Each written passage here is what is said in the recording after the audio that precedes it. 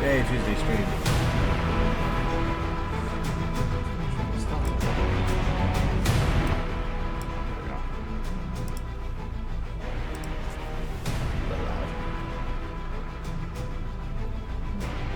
Alright. Since yesterday, I did work on this a bit. I actually went to render this out for just this portion, but then I realized that I forgot to turn the lights on.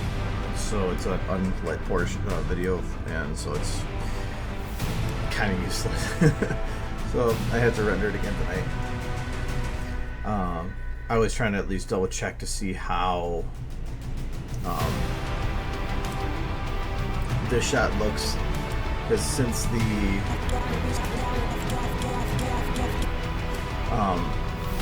since I've changed the lighting in this, I also changed the camera. Before it used to be that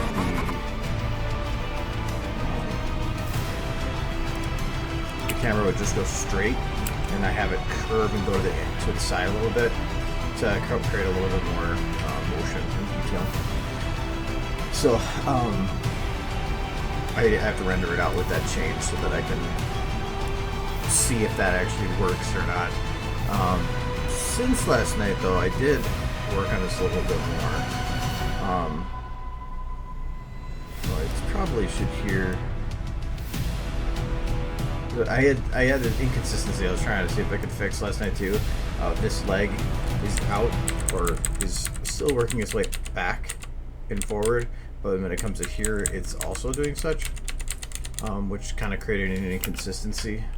But I think that it's minor enough that you're not going to really notice. Hello. Life is poppin'. But I did last night after the stream. I watched an episode of Sherlock and then went back to work. So I had her head turned and then added a little bit of a motion going forward, so that it had something. I thought about having her add in some extra movement bits, but I think that if I were to do it with this current camera, it'd be confusing. The original had it where it was actually like slowed down at a couple points because as it was sliding across. I can't do that because I'm working with somebody who's four-legged, so they can't really spin around without being confusing. So that's why I'm just having it run forward. Oh yeah, I have to add the ball. I almost forgot about that. Oh, where's your ball? Bonnie needs to play with ball.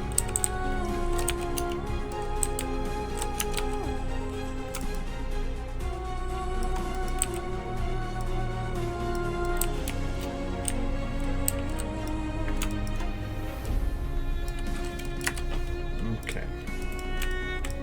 So at the end of this shot, the ball's going forward a bit. I really can't have her interact much with the ball. Because I have to really modify her a bit, and it's hard because if you think about it, like going to hit a ball is like actually requires some extra motion when she's running. So I think I'm gonna have to. I can have her just kind of bop it as she's going, but it just kind of looks cheap. But at least for the meantime, I will playhead it where it is.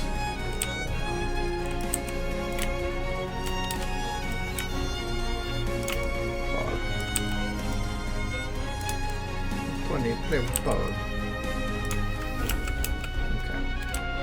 Does it make sense being there? No. It should be forward a little bit. It's already going to be in motion, so I'm going to give it a consistent motion, and then I'll just modify that motion over time. So I'll just have it stay... I'll have it stay on par with her, but I think that it's going to require I might be able to cheat it a bit. I'm gonna see if I can do that.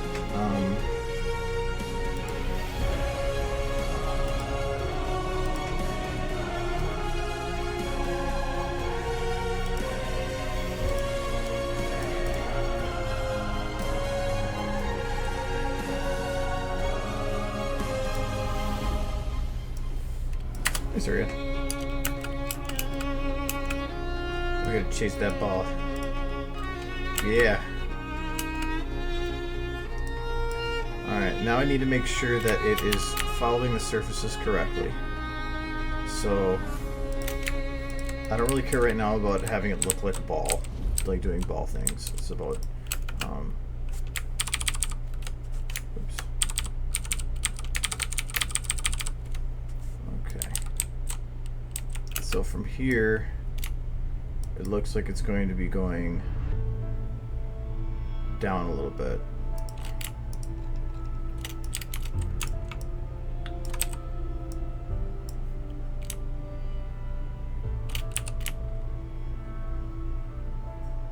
And then it's going to keep going up to, let's say, this point.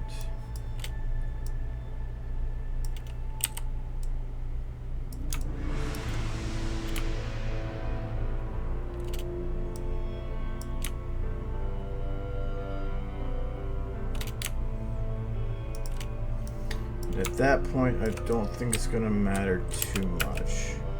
Okay. So that's the general gist of how I want the ball's position to be. I just want to make it, because if it's like this, if I add any extra motion to it, those little nuances aren't going to really be noticed.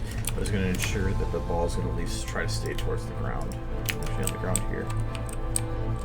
Yeah, let's click it. It's on the ground here. On the grass. Yes, it is.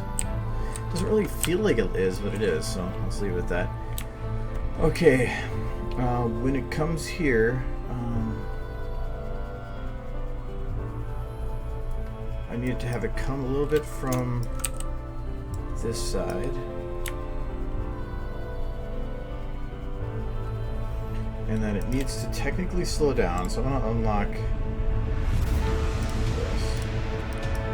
So as it's progressing, it's going to slow down until I'll have the kick it again here.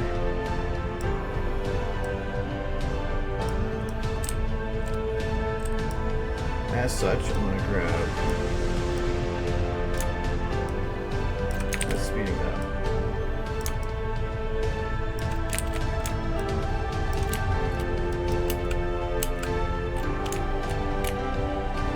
Okay, so I'll have her go and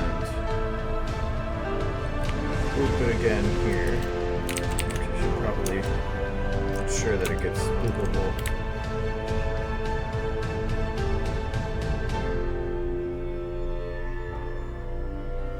I can modify its position to make it boot. Just by doing that. Okay.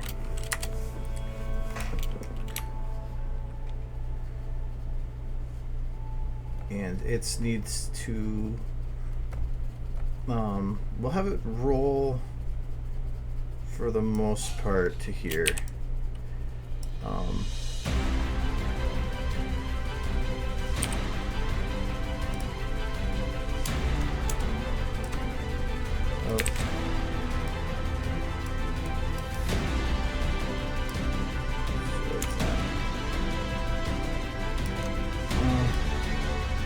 That would look awkward.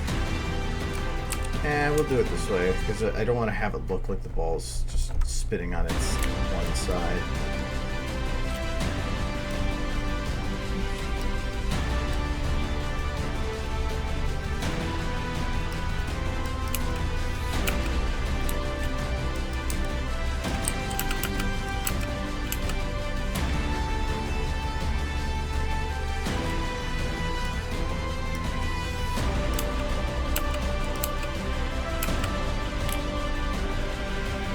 When she kicks it, it needs to go and bounce upwards. So is going to be based on the root.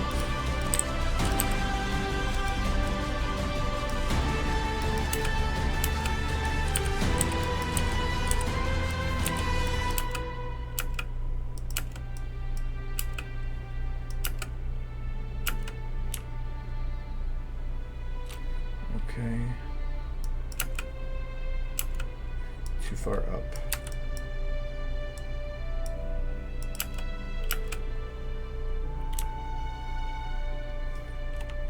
Nope, I can't do it based on the root. Well, I'll do it based on the root, but I want to have it... I need to have it speed up first, because she's kicking it forward. So I'm going to speed this up.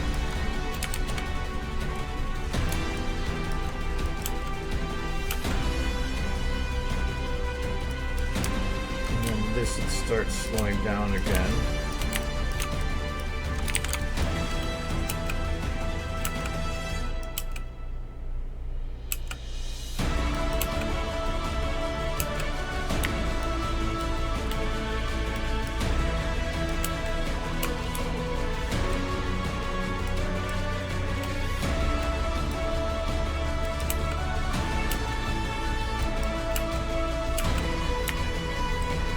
Okay, so this will be upwards motion again.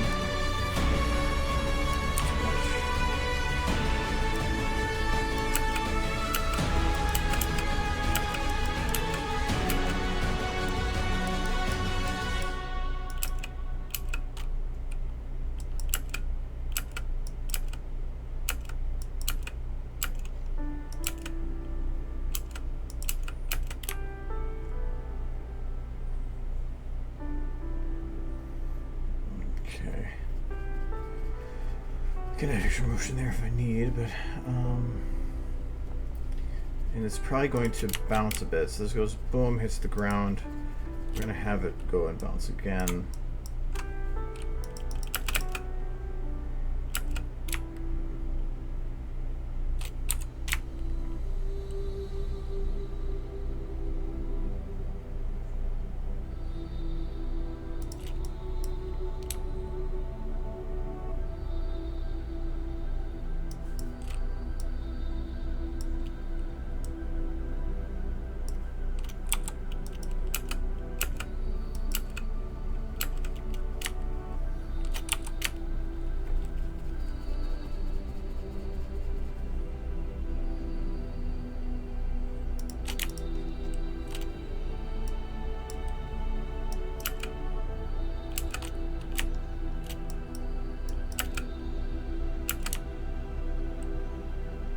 Okay, so that's going too quick.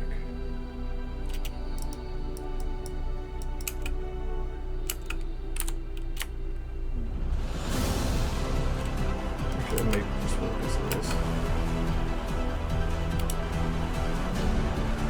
Okay, so it goes until here, where this is where it needs to start rolling again really fast. I'll say to here, in which you can't see the ball anymore. Kicks it from here.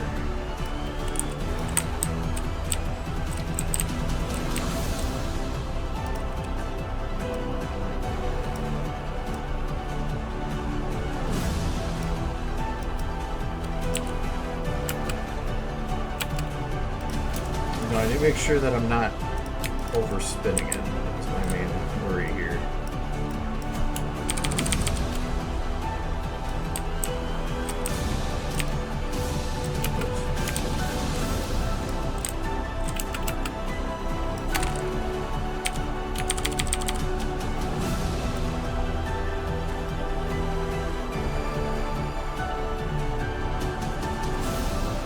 Okay, it's spinning and rolling fine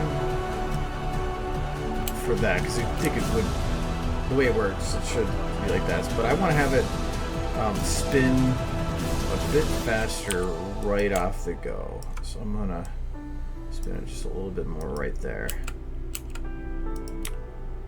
Now I need to make sure that my modification like that didn't adversely affect the spin to make it go the other way.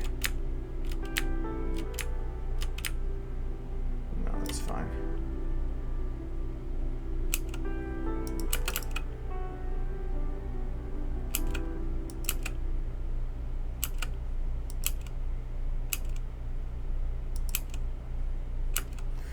I need to make it look like she's at least trying to make an attempt to hit it and not just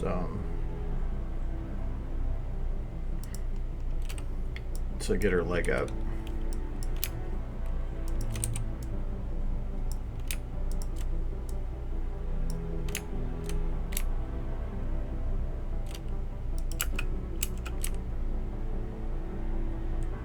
Oh, I got weird. Oh, the shoulder's locked. It's like, that's weird. What's it doing?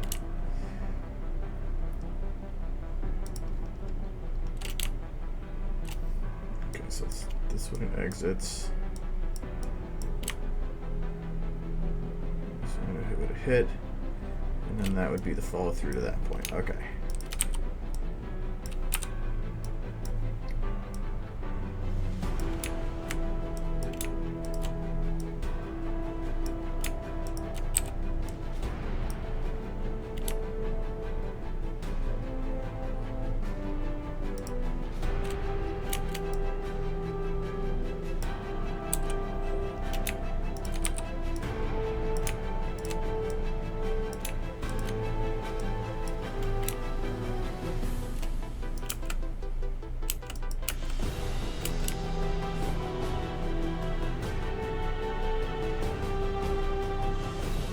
I don't like how she's not really looking at when she does that.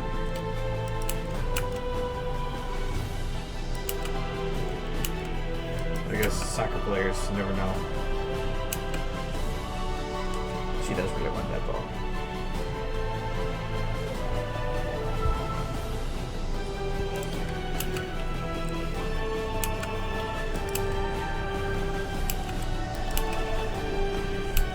For the most part, I'm going to call a lot of her motion done. The main thing I have to do now is her hair is not animated, right? But what I can do is find a part of her cycle.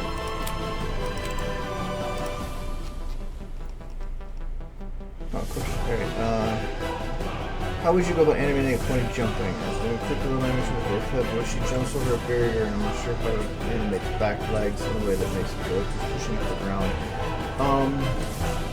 Well, the easiest way to do that is look for an example of it. The internet's a wonderful resource, and there's a lot of like horse competitions you can look up. So you can literally just look up horse jumping. Let's go slow-mo. And the way that Pip would do it or something would be probably pretty similar. And it comes down to if it's a running jump or not. Running jump's gonna be hard because you're probably using a run cycle, and trying to blend into that is tough because it's really hard to keyframe out of an animation. Yeah, like when I made my original run cycle for Pony, I did it based on a reference. So here. So the main thing is you want to keyframe it. So you want to find some specific elements of the jump that are important. So like, and they skip right to where they are jumping. I want to get to where they're showing.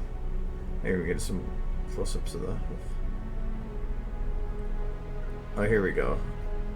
Oh, they're not gonna do it. So here,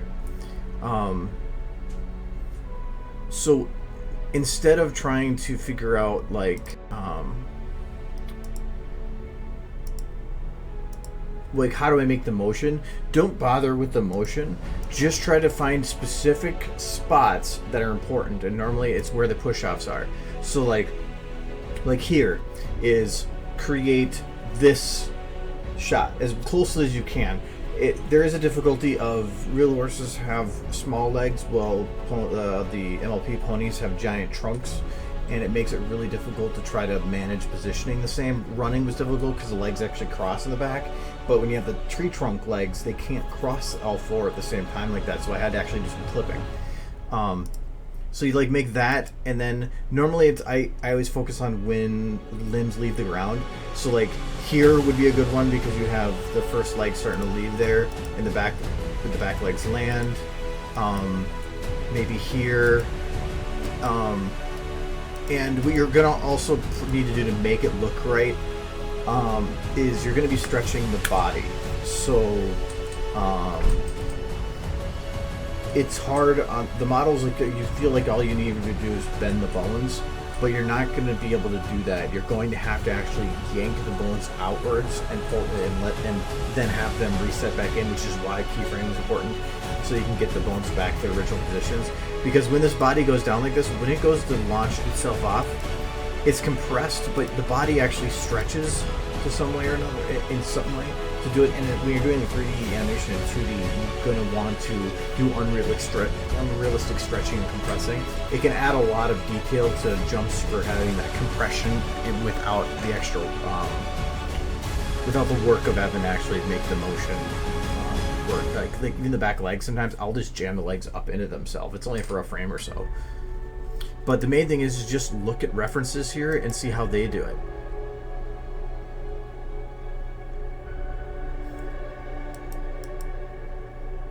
So,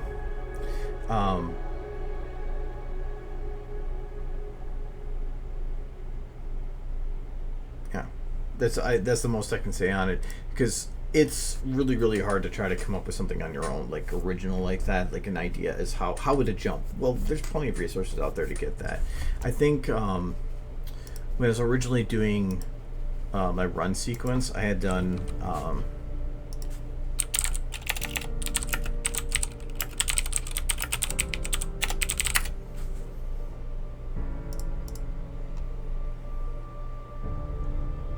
can't remember which one I grabbed from her. Yeah, look, it's me.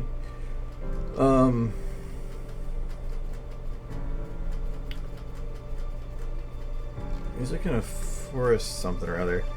But it was, I had found a gif of Pinky just running forever. And again, this was 4 years ago, that's why I couldn't find it. But, and so I just broke that down frame by frame and said, how did the show do it? And then I just recreated every frame from the show as a keyframe on the model, and then once I had that, it was just blending. Because blocking is the act of like basically breaking down an animation into almost frame by frame animation, and you can do that. You could just say, here's a keyframe and here's a keyframe, and then you can grab an in-between bit and modify that a bit to better match the situation, and call that another keyframe, and then do the in-between of that and the in-betweens of those. So it's just kind of down to, if you want to add more detail, just add more stuff like frames in between like that. This ever running? Might have been this one. No. But it's essentially like this when I was working on making the ponies run. The Twilight look at Twilight's neck in this. She's got a freaking monster neck.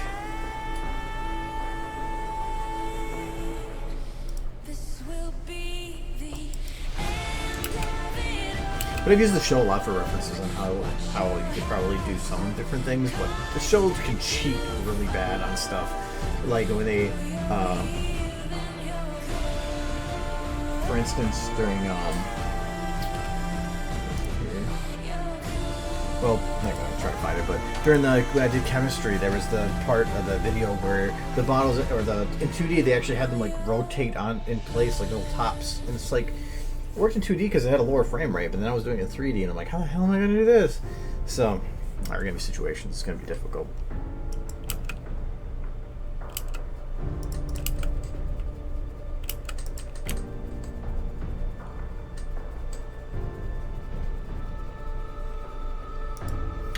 I feel like this ball should still go up some.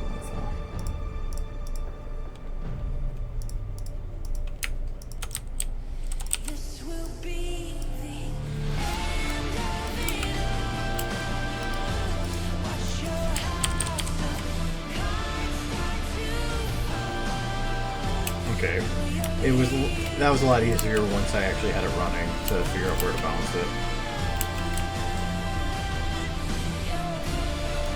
I think I might have it. compress a little bit.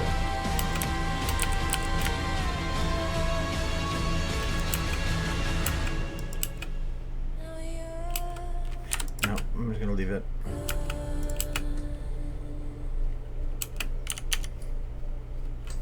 Alright, now back what's it doing here? It's getting mature main set up. So I need to have her main and everything moving fluidly. So I'm going to take 2 points that I know are looped. So we're going to say, it doesn't matter where.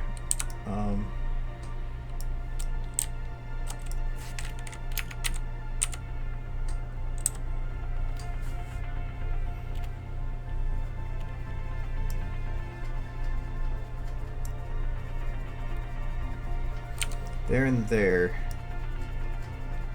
They're not exactly looped. No. Damn close. Hey, Jack. And the close is the important thing, because I can, if as long as it's close, I can stretch it just a little bit to make it work after that. But at least for testing purposes, it will look almost like the same. It's a moving model, but I don't want to do that. Alt-M. If you don't know about Alt-M, it is super useful. Alt-M is for making bookmarks at all points on a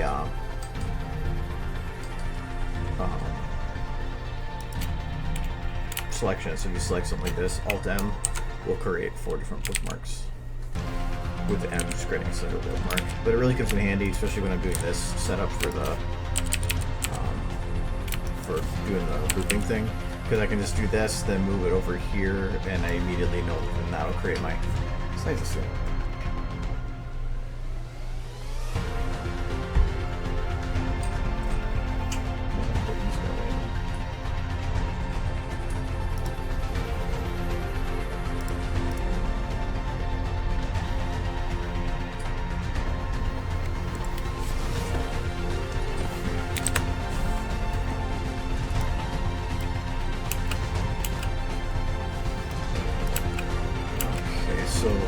Fluid motion.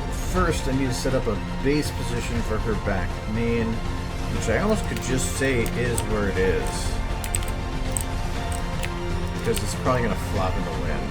So I should probably leave it like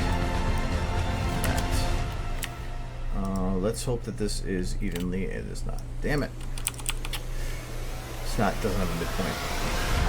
I guess let's do it. Usually. Try to put it towards the front here. Alright, it's time to just add motion. This is gonna be easy. Kind of. It's easy, it's just usually easier when the model's not moving.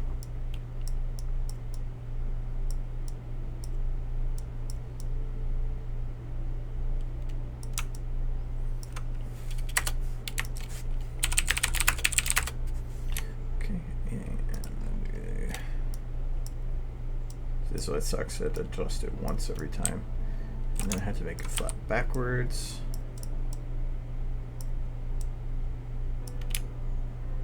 But I need to have the jiggle here adjusted more. Okay.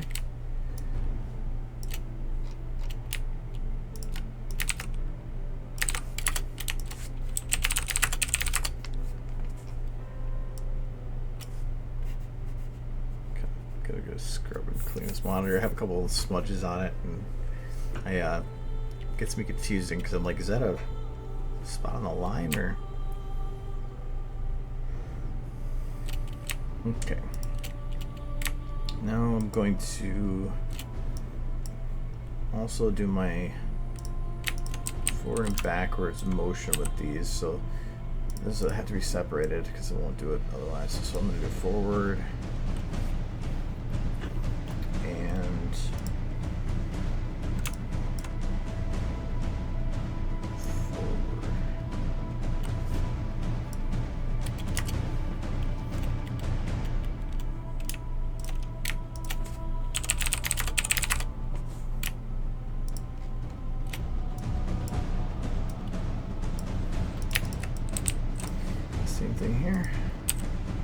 So backwards.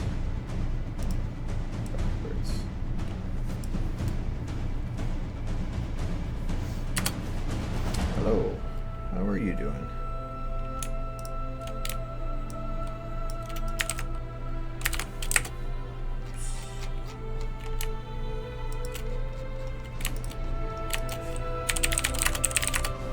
Oop, I had to copy that, right?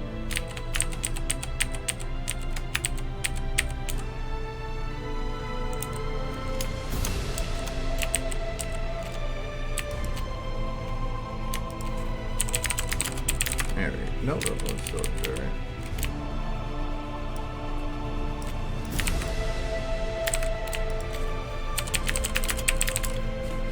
Now it did it right. Alright, perfect. Alright, now I gotta delay this here.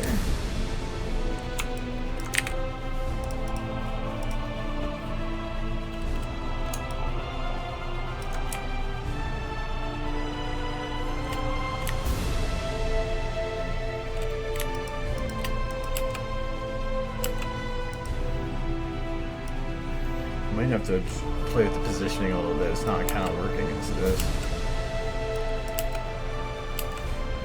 But they work as a base. And the positioning is usually done different timing. So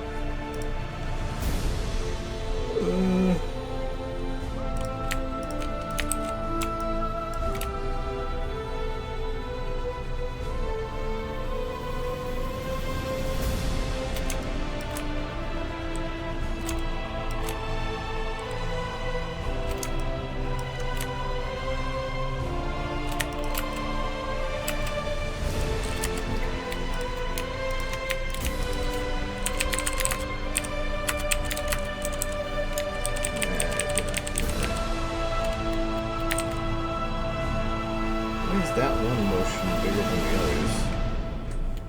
I thought that was copied. Right. Ooh, it wasn't. Oh, I see that now.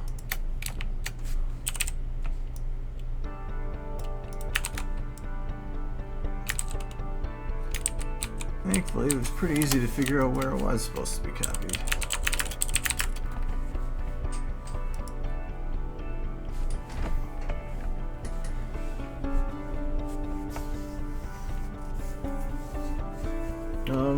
Which models are you talking about?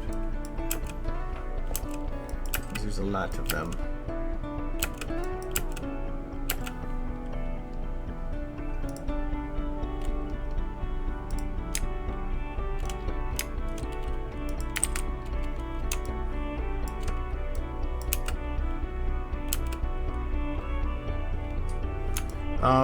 It's hard to say one specific place. A lot of the models I've built up over time. So like the hills in the background were something I believe off the workshop. The buildings are from TF2. The grass is from a pack that no longer exists anymore. That pony is a modification from a pony from Nutrifin's pack. This is a modification of actually Derpy. Though I have to change the color of the eyes because I realize she actually looks very close to Ember. And considering the time differences between the two, I didn't want those being confused. The trees are from that old pack. The skybox is another one from the workshop. So then they're from all over the place. It's hard to say like where you go for one specific thing. There's three main places that you want to look for stuff though, are any models. And that is DeviantArt has. That's not my quickest way to get there. Oh, wait, I don't have it in that group yet. Is it this one? Yes. The SFM Ponies group, SFM-Ponies, and DeviantArt has a folder for SFM resources, SFM animation resources, and OC resources. So a whole bunch of resources you can download there. There is let's see if I can find it on here. Yeah, there's the Steam has their own workshop built up in for it, so you can download a whole bunch of models from here. And there are some pony ones on here. But I recommend not getting your pony models here, because if you get your pony models here and something changes, they could this will uninstall it if somebody removes it from the workshop. It'll try to uninstall it from your computer, and it's annoying. So I recommend that if you can get these elsewhere, get it from DeviantArt and stuff, because then it's a permanent thing. It's just not auto updated. So and the third place is SFM Lab. It's a lot of the same stuff the workshop has, but there are a couple unique ones that are really, really nice. Like this. Is this a pack? Oh no, this is an apartment, but still. There's a bunch of packs in here. It's got more NSFW stuff, but it does have models and things in there that you're not going to find elsewhere. So those are really the three best places. If you're looking for pony, DeviantArt's definitely going to be the best. If you're looking for some non-pony stuff, you're going to probably find it the best here, because there's almost 5,000 models on here. And if you're looking for if you still can't find anything, try there. If you really want to dig down, you can go to like some Gmod stuff, but it's usually has to be converted.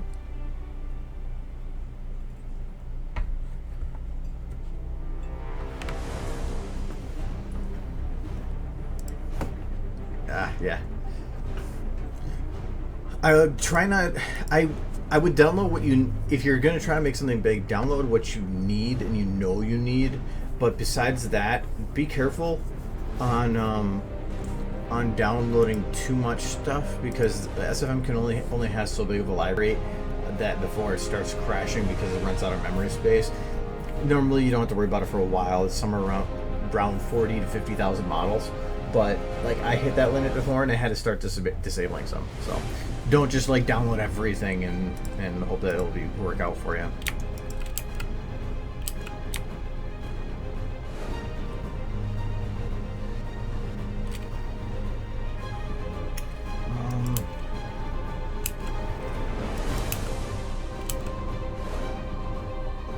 I think the hair works, but I think I might need to have it flap a bit more. Right now it's going with her running, and that's not working.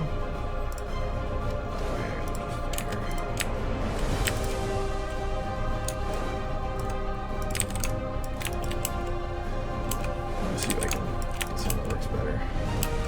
Actually, that doesn't look too bad. So let me see if... So I knew once I make it like flap around a bit, it's just a matter of positioning to where I like. So that's why I was like, I'll just do that right off the bat and adjust it later.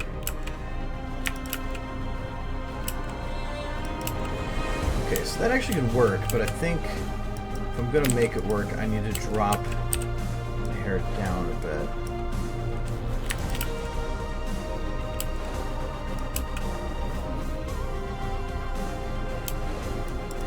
Make sure, yeah, it does work there because her hair flaps back around. Actually, I don't know if I locked in her hair.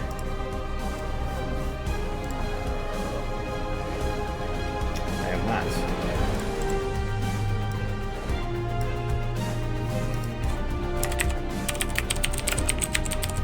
I did Rainbow Dash, but I didn't even think to check the other ones.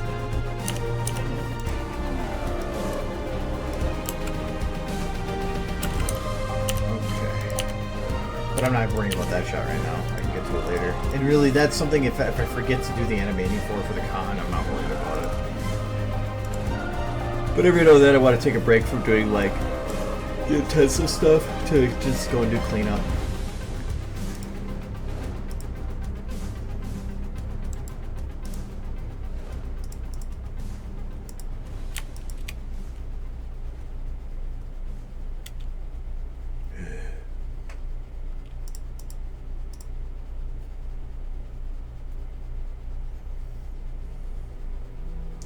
Yeah, and I wouldn't jump into anything too big right off the bat, because you spend a lot of the time learning.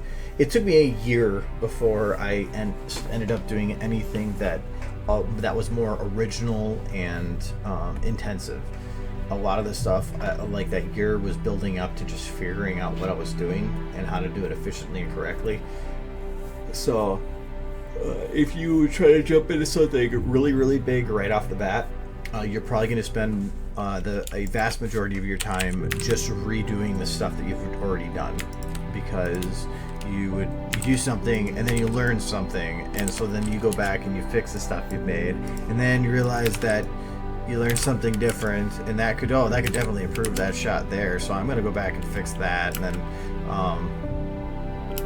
it's just, you end up redoing your stuff a lot. And I did that a lot when I started, but I kept it simple because of that. And also I had a lower threshold for when I would just say done, because I knew, like, yeah, I could still nitpick and stuff, but you need to put some stuff out and call it good.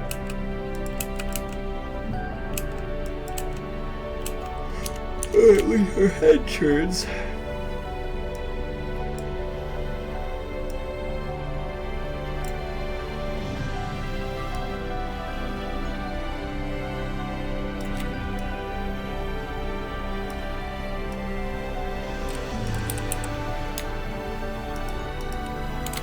I want the hair to kind of fold down a little bit.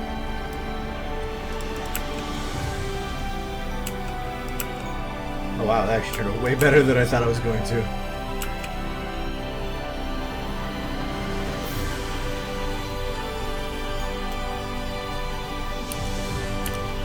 Yeah, and if you haven't seen on the DA group, but otherwise on my DA, I have a resource you can download here. A lot of the videos that you might have seen before, I have the per pony DMX file uploaded, so you can take any of these and it's the exact animation as it is from the video that I made them from. It's not the save file, so it's not the whole video, but it's per pony animation. So you can take those, and if you want to look and actually be able to see how the animation was done, that's a free download, so you can just get that. And it has a thing on there that you can even take that and use it in one of your own animations. I don't care. It's supposed to be there as a learning tool. And I've seen some people, I can't remember who it was, but they made a whole video mishmashing all those into music, and that was really kind of neat to be able to see how they mishmash, and it actually turned out pretty good. So, but yeah, I don't care, and I don't even care if you use or credit me or not. So, feel free to just use that, and then you can compare it to what was there to like and see how it was done. So. The main reason is the motion editor, because that is what I used from the beginning, and I've been stubborn. Also, I feel it's just to me, motion editor is more intuitive. I can look at it and know what's going on. There are some things that are more difficult, like what I'm doing now with the repeating thing. Probably would be easier in the graph editor to a degree, but I don't know. To me, it just works better.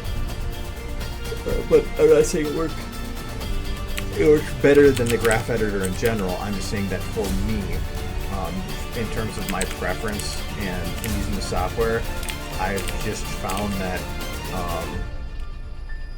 the motion editor has done more for me, and it's just been easier for me to learn and utilize.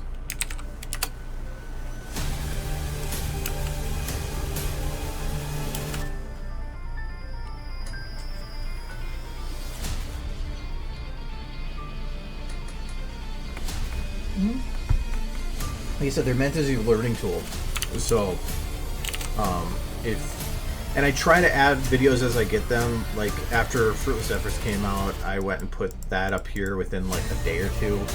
I was at a convention, so it wasn't right afterwards, and then I realized I didn't put that one in there. I do have to upload a correction because I believe the Shine Diamond Ice alpha jack in there is broken. I need to fix that. But since I have 2 anthology videos and what do you call that? And then this video, I'll have more stuff later. But I don't know how to upload this video. Like, there's so many ponies, and I always list those by the ponies that they go to. But this is just all over the place, and I don't know if I can actually do that as an upload. I might do parts of it, but I can't really, in general, put the per pony animation on that. Especially also since the file is split. That makes it more difficult.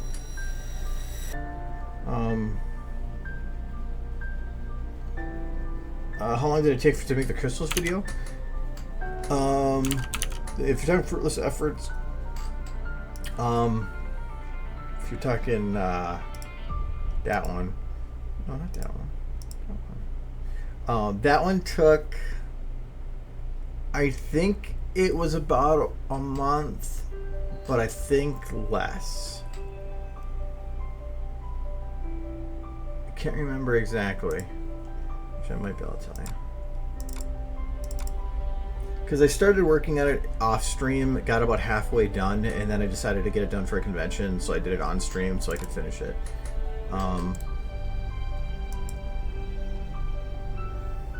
Yeah, I created it March 5th, and the last time I did anything with the file was April 11th, so it was just over a month of kind of. I kind of worked on it a bit in the first couple weeks, but it really started getting down to the wire. I started really pushing on it, so just a month. But realize that I've been doing it for a while, so to me, then in the map that I put them in was already kind of a pre-made map. So, and I already had a scene build that was kind of already done with the lights, so I saved like an hour of work there. But I've just been doing it long enough that it was a fairly quick one for me to do. But that doesn't mean that it would be that like anybody could do that in a month. No, so.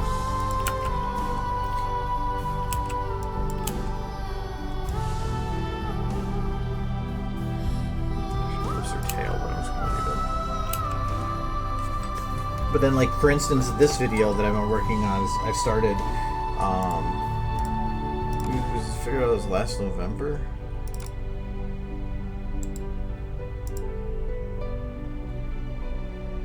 Well, technically, I created it in a year and a half ago, but I really didn't start pushing work on it until probably towards the end of that year. So, I can't remember what I did in the meantime. So I think, remember it's 2015? Yeah. So that would have been just after I created or started this video, just after Luna's banishment. I think.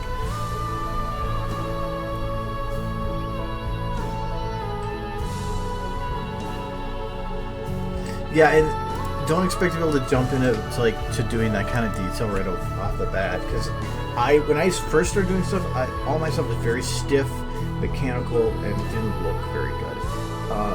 It's from just doing things and repeatedly and practice and making stuff in practice that you start figuring out the little nuances and how to make something look fluid, and to the point of because I know, like, now I think I have, what is it?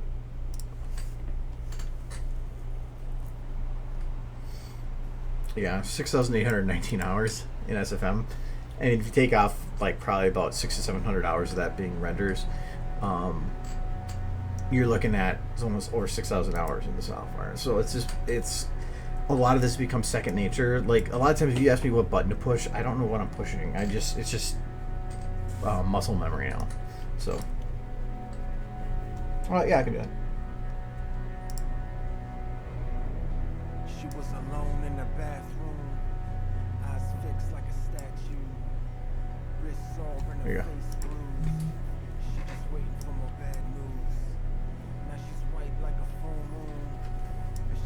I thought about making something with Overwatch at one point, but I've done so much work with quadrupeds that bipedals are still a mystery to me, like, because everything I know is on four-legged. I actually had For Anthology, I had one that had a partial biped and then a full biped, and so it wasn't that difficult to transfer the knowledge to. What was nice was having a rig that works really well. I was able to make some detailed motion within a very short period of time, so I was actually really happy about that. But well, it would be awesome too. The one difficulty with Overwatch,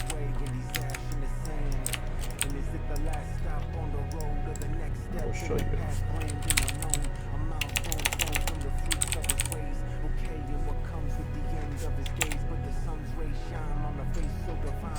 Gotta get all these models loaded for a library anyway.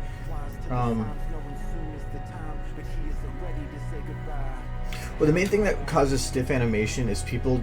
I brought it up before. I don't know what the actual term for it is, but with live animating, where you're animating things from beginning to end. Like you need to move a pony in to do something, and you literally just move all the sliders to move them there. That is wrong. I did that early on, and it made things way more difficult than they needed to be. It works for flyers, but if you do any type of things on the ground at all, the only way to make sure that they stay on the ground is to use a rig that's going to probably yank your bones in the wrong direction. It's way too much, or it's going to leave you looking stiff. So I recommend that you look up, if you look on YouTube here, if you just literally search Source Filmmaker, the first one thing that comes up is the actual official Valve tutorial. These are all very useful tutorials to go through, but the most important one to me to look at is these ones. These 13.1, 13.2, and 13.3. These are probably going to be the ones that you're going to get the most information out of. They cover how to create animation using like they call it pose to pose because you're moving from one pose to another, and in doing so you're able to state that at this point I want this pose, so you can guarantee that pose at that time, but then you're just blending between these poses, but in doing so you can move the whole body and ensure that it gets from A to B correctly, and you're able to steal bits from others, like blend two together to kind of get a mid-ground one. I kind of showed it in a previous stream a couple of days ago, or I think sometime last week, a little bit more on that. But I really recommend looking at pose to pose or blocking. Those are the two that are going to give you the most on it. I do have fair model.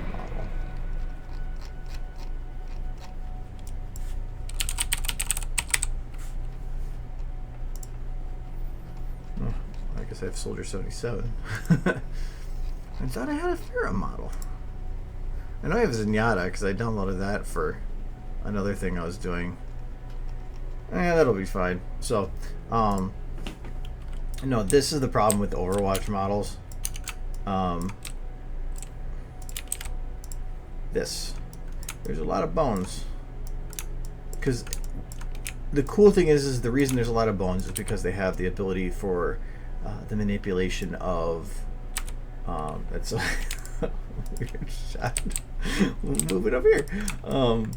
For a lot of the manipulation of the clothing, which is awesome, and I think that is really, really cool that they let you do the manipulation of clothes. Gives you much more realistic looks, but it does get confusing, and you can narrow it down just to the bones like this, but you are still looking at, if you want to get the most out of the models, you have a lot of work to do for it. There's no automation of a lot of the physics, and also they're not named very well. So but I have thought about playing around with it a bit just to see. I'm not sure how the lip syncing is on some of them, and if I have Soldier 76 and Zenyatta, I'm not going to be able to test that. So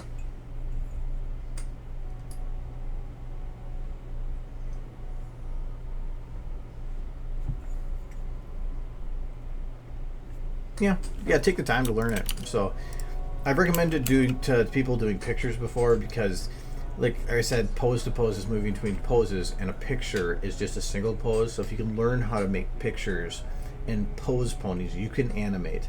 So learn to just figure out how to pose.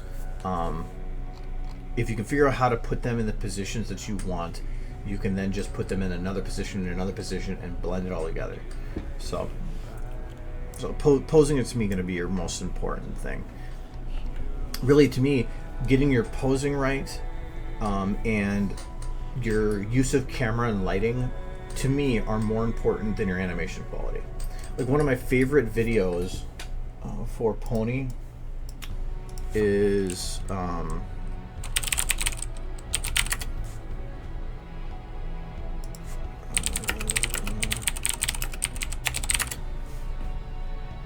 this one, because his use of camera work and lighting is really well done. The only thing that deters from it is the lip syncing.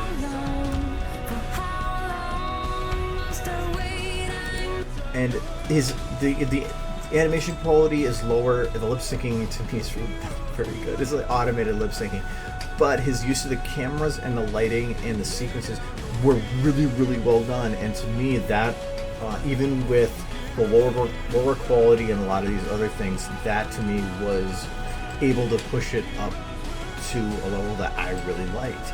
And so this is one of my favorite pony videos, even though it has that against it. I had originally commented, I think, to him. I offered to. Well, I didn't realize that at 320 uploads. But I even offered to do the lip syncing for the whole video. I hate lip syncing, but it was such a great video that I offered to like help him out by doing it, and I was just going to give him the file for it, but never heard back. So I don't think I ever heard back. Now that I think about it. Nope. Okay. So yeah, if your main things is getting done your posing, your camera work, and your lighting. To me, after that, you can cheat on the animation. And like I said, that file, that pack that's for download, you can take any of that animation and use it freely. I put a release in there stating that you can do it without crediting me. You can even say that you made it, that part of it. I don't care. So if you want to utilize something there to try to make something look smoother or whatever, go right ahead. I steal that animation, the animation from those files all the time.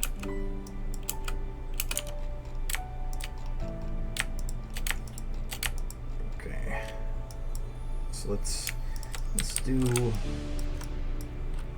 for one, this hair is bugging me.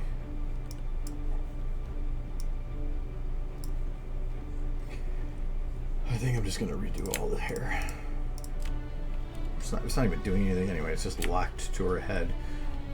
Which actually does kind of make sense. I think I might keep it there.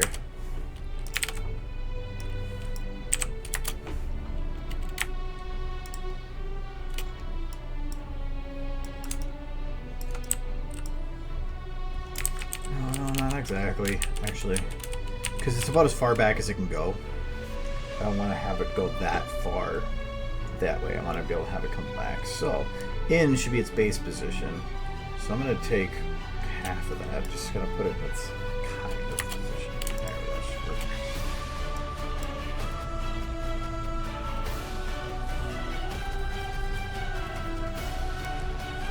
Yeah, I made the mistake of one of the, like, when I started, I didn't even think about making pictures. I saw it as an animation software, and that's all I ever thought of it as. So I jumped right into making animations. So, like, oh yeah, if I remember right, there. I tried looking for that once before. I think it's a GIF. Yeah. Like, this is one of the first things I made, and I think I made that like 2 weeks in, not even, of using the software. But this is also using the old models, so like the tails didn't have much control, the legs didn't really work very well, the polys were super low compared to what they are now. It was a whole different world back then. So I just jumped right into it. But I had the benefit of I had done model conversions for Gmod so I already knew some of the source engine background, and I worked with the models more in depth like that, so I had a little bit of knowledge going in, but not all that much really.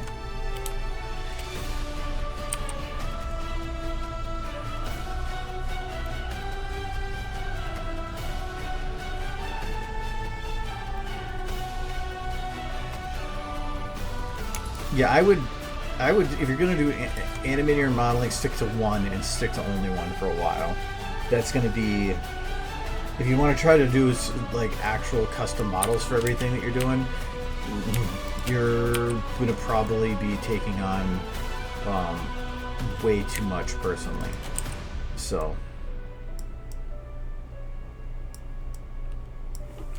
like I agree with Aberrant there that don't try to overdo it, or you're just going to get yourself really frustrated. Jumping into like really big projects are fun, like they can be, but you will burn out on it really quickly. I've been working on this one since November, and I had to take a break and make that chrysalis one in the middle there, and I've done other stuff in the middle too, because it is super mind-numbing. Because usually you want to be able to make something, put it out there, see the fruits of your labor, and then move forward. But when you're working on something big, you're not getting that. You're making something, but you're almost getting no feedback. But if you keep trying to advertise for yourself with work in progress stuff, people burn out on it, and then they don't want to see it anymore anyway. So, it's try to start slow, make small stuff, so that you can. You don't get that burnout, trust me. Remembrance had it that way. I almost stopped with that one originally because it was just, I burned out. And the map making process got me so frustrated, I just couldn't handle it. So I just quit working on the map for a while.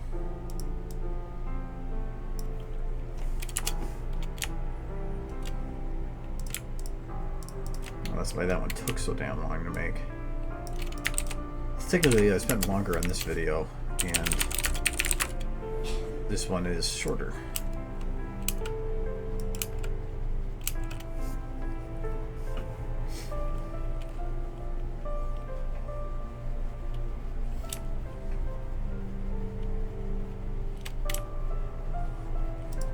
If you're looking for the mind-numbing portion, that's good luck. That's, to me, that is such a... It's difficult. It's really difficult. That's, like, one of the things I used to love was or one of my favorite things was to put out new videos. But I did a poll a while ago, and people were very adamant that they preferred long videos over short, and so I was like, okay, well, I will focus on making the long videos then. Yeah, after BronyCon, I'm going to go back to short for a while, because it is it's really, people like the long videos, and you tell them, well, then it's going to be a while till you make something. They're like, that's fine, that's perfectly fine, and then like a couple months later they say, hey, where's the video? Like, make up your mind. So,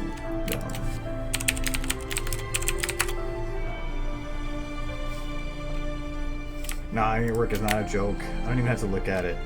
Everybody has their own style and their own way of learning, and the act of putting the time in to make something, create something, and learn from it, whether or not it's up to par with what you would consider to be great quality or not, doesn't matter. It's the fact that you went out and made something. That's the important part.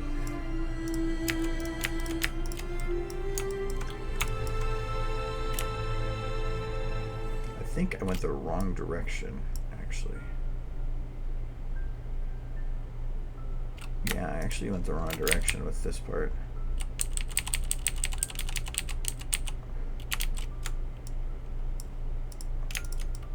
this should be going in, not out. I think I did hair 1 right. All the rest I did it wrong.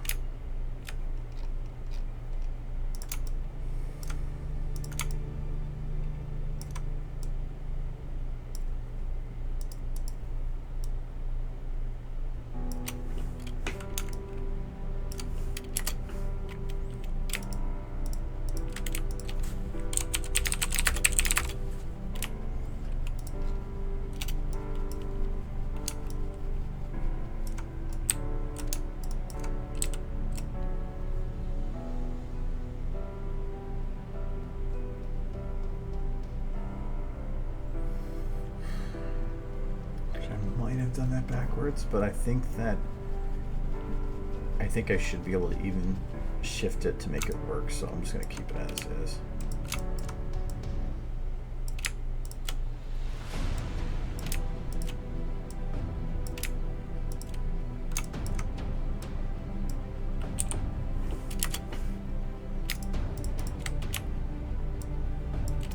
Sometimes intuition is just one thing, but then you realize how messed up your intuition is.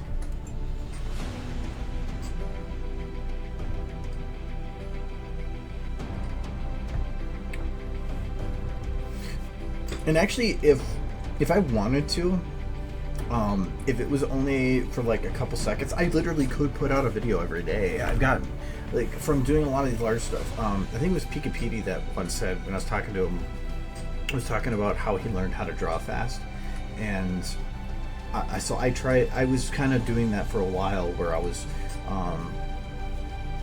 using some methods to try to speed along how I do my stuff, and it did work. And so there are a couple things that I am now a lot faster at on here, and so I could pound out a video in a couple hours. Like, by comparison, one of my anthology shorts is 9 seconds long, and it took me a week, and another one's 40-something seconds long, and it took me 2 weeks. And so, and they were like actually pretty detailed. So I could put out a video every couple weeks. If it's mainly just trying to keep up with the ideas for such.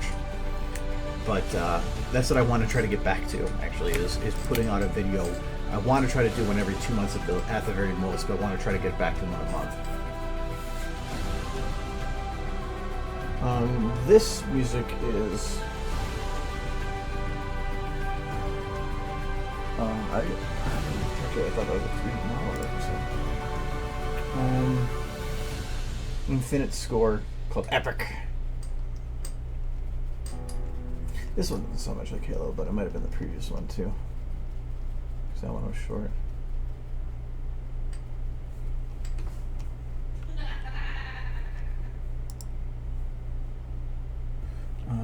Sorry, I'm gonna go back over here.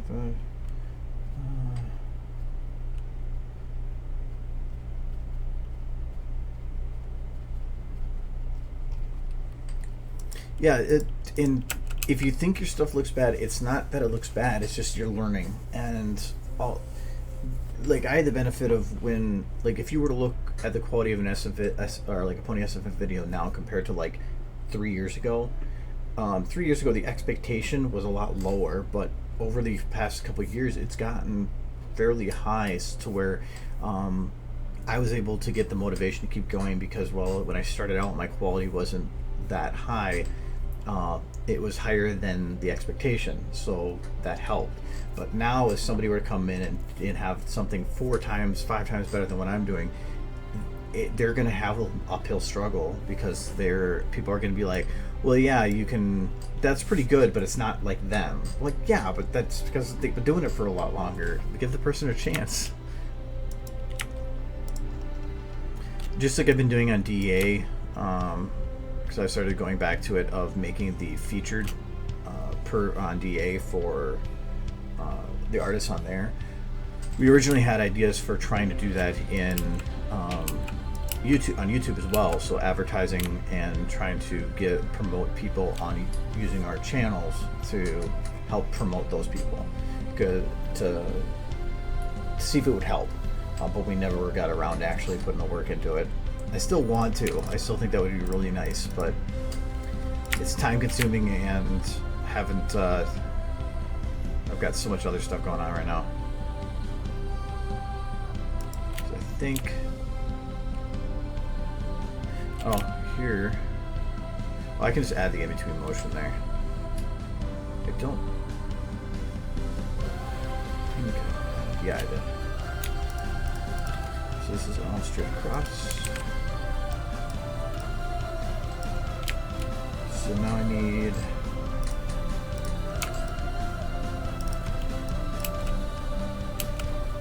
Okay, so actually that's pretty good in terms of that hair. I'm just gonna grab the position here.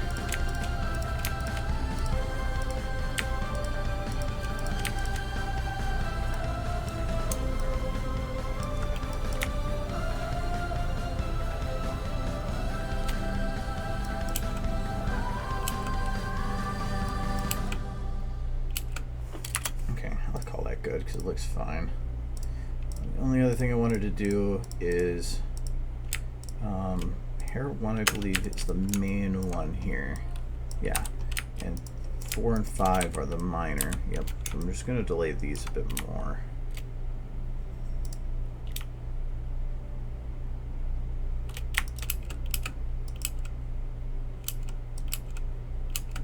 Okay.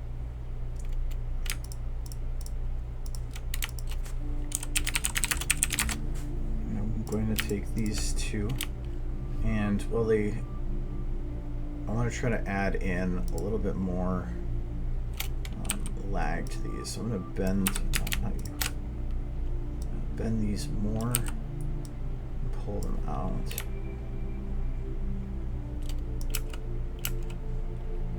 Okay, let's see if this works.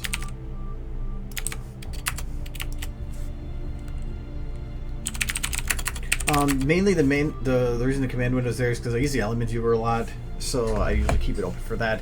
And because of how my screen's set up, if that's not there, it just leaves black bars here. So since I'm already in there a lot, I just leave it up all the time. But it just happened to be on the console right off or when I started, so I just left it. So like no detailed reason, I guess.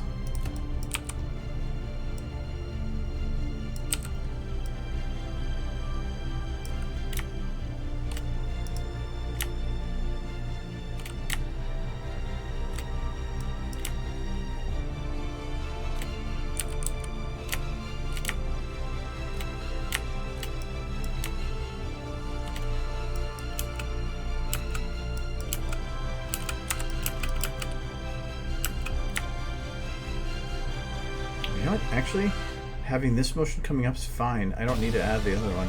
If I had more towards the tip for control, I might, but it's fine as is.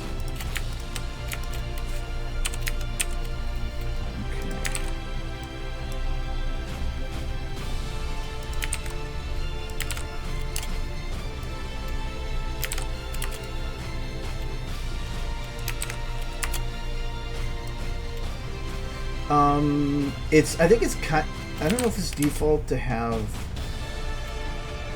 it exactly the same, but similar, because I know that there is preset layouts you can do here, and I used to have these all set up for different uses, and then I had it set up to shortcut keys so I could swap between Windows styles, but I stopped that because for some reason it won't create the secondary window. I think that was the issue.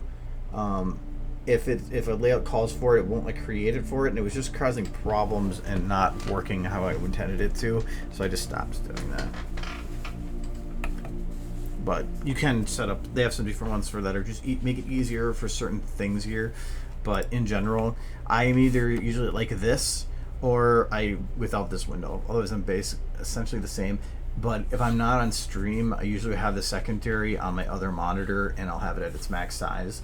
Or I will have two of these next to each other, and I'll move the animation set editor off the monitor. Because you can do that. You can move these. I mean, you can't see it, but I have the animation set editor on another screen now.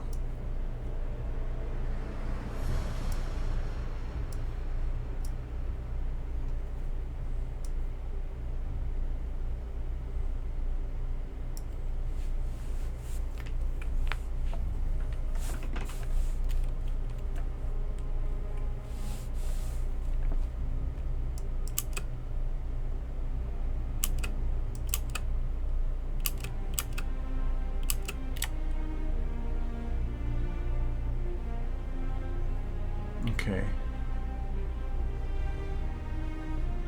I think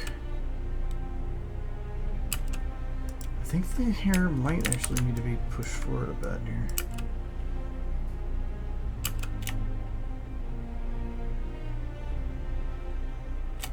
No, I think I liked it how it was. Nice thing is it's super easy to adjust this any way I want later.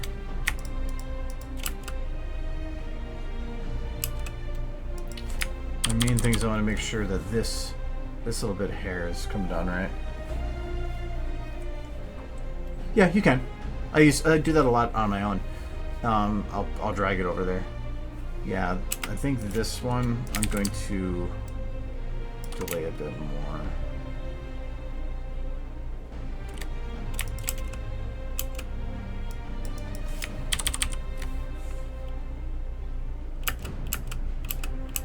Okay, that's fine. Yeah, I use it all the time because when you have this as when you move the secondary monitor or secondary screen over,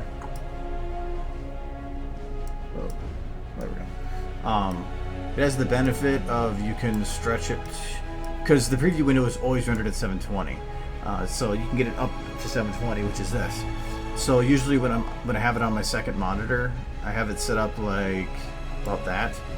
So I'm getting the maximum, I'm not getting a compressed image then, I'm getting the actual per pixel final quality.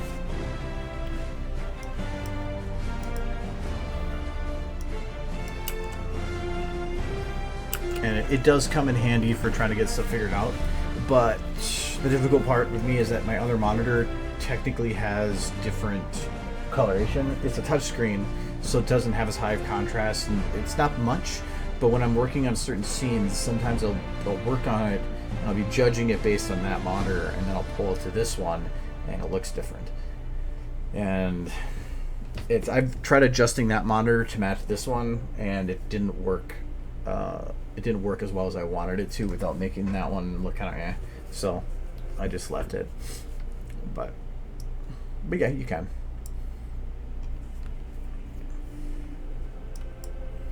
Well, you could do that with a bunch of stuff. I think I have most of the stuff up. Oh, the history. I've done 835 button pushes for operations, I guess. I actually looked at this before.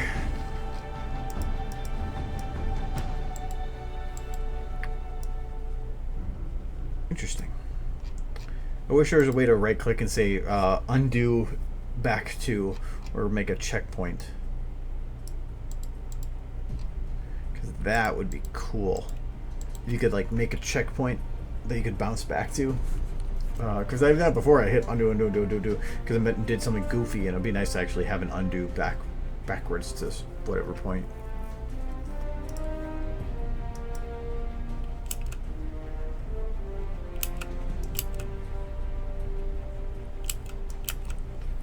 Okay, so her man looks pretty good for now.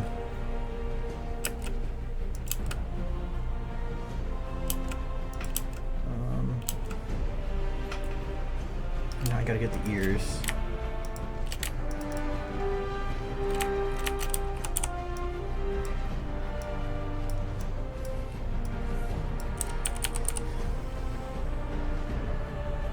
Yeah, it is still in beta.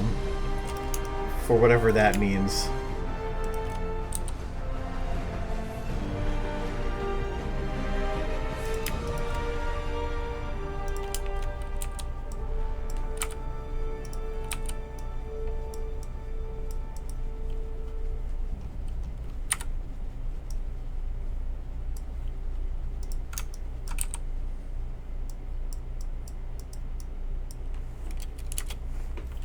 Yeah, that's why it's probably going to be in beta for ever.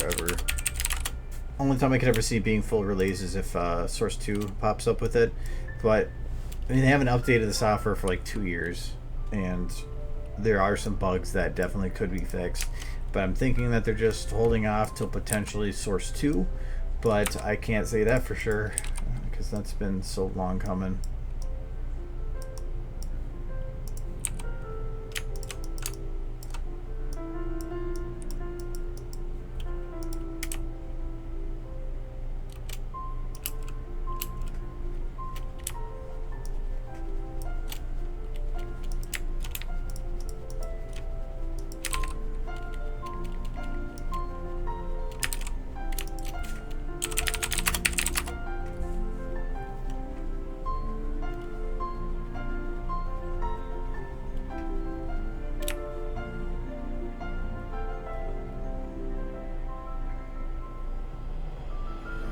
Well, and I do think that Valve will eventually put out an update for stuff, but my idea on it has been that normally a company has to put out a game even if it's not fully done, especially if they're like a company that is in charge of an engine like Source, because they need the money. Source doesn't need the money, or not Source. Valve doesn't need the money. They can spend as much time developing stuff as they want. I don't think they stop making games. I think they are very good at it, and I think they enjoy doing it. But if they're not worried about the financial parts, they're going to make something as good as they can. They're going to make it perfect. So I wouldn't be surprised they're just sitting on and working on the engine. But technology is changing so fast that if you go and make this big, beautiful, cool engine, then some other people go and do all these other updates, put those out quicker, and you're looking at it going, whoa, theirs is way better than ours. And so they're just trying to keep up in the background. But also Source's big thing is compatibility, so making sure that everything that already exists can potentially work on it. So I think they're just taking their time to make sure things are done right. But it's just taking them a while. I think it was there was a video during a Kickstarter that they have of Gabe at an anvil and with a crowbar, and they ask him something. He's like, "These things take time," and I think that's just what it is. It's just can't expect everything or them to come out with things right away and have this beautiful, beautiful game every year. Usually if they do something, they do it right, so let's give them their time.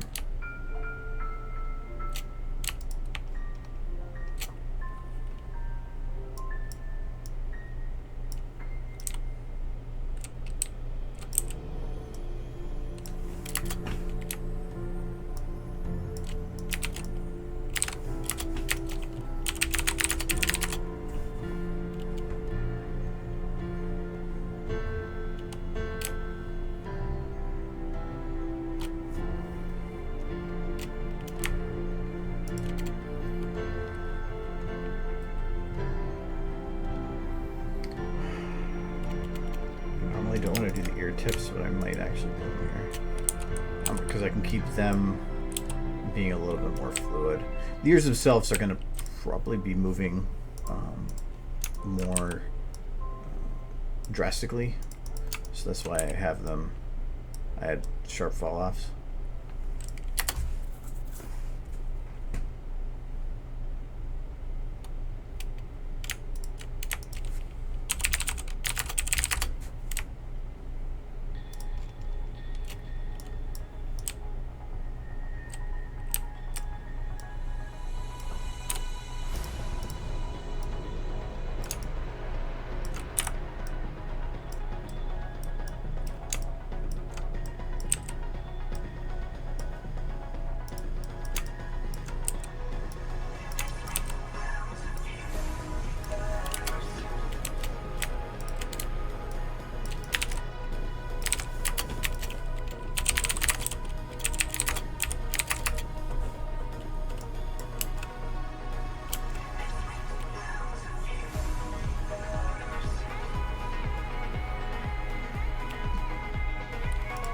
Yeah, they could be. The fact that, like, yeah, they have Portal 2, Left 4 Dead 2, Half-Life 2, Team Fortress 2. Though I always had a thing, though, that I don't think they could ever make a Team Fortress 3. Because there's too many people that have too much invested in the other game that, if you've been building up hats and items and a community on a game that's been updated consistently for years and years and years, and suddenly came out with a new version, would you give all that up? I don't think so. The only thing I could think of is if they were to convert it to Source 2 and everybody kept everything they had. It's like an MMO now. You go out with a new version and that's all great and wonderful, but you're going to have people that are going to be like, but I have something here. So I don't see it happening. Half-Life and stuff is different. But I mean, Portal and Half-Life themselves are in the same universe, but how do you combine them? There's way two different things.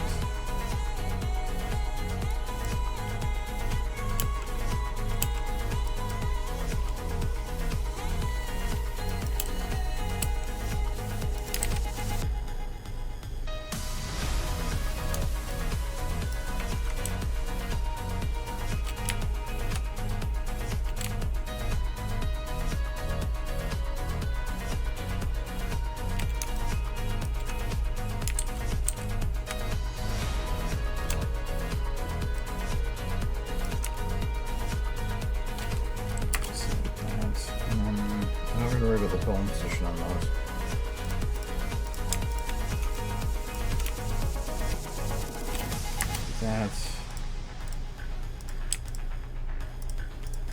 And then these have to be extended quite a ways.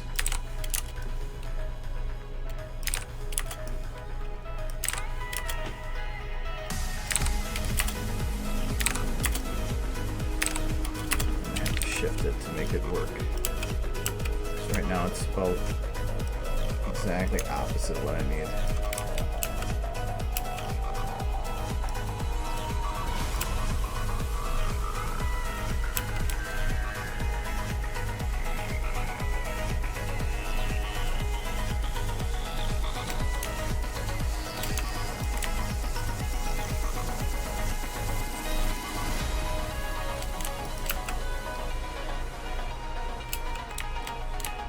When she turns to look at Brisk, I'm going to have her turn her ears a little bit that direction too. She should be focusing on him then.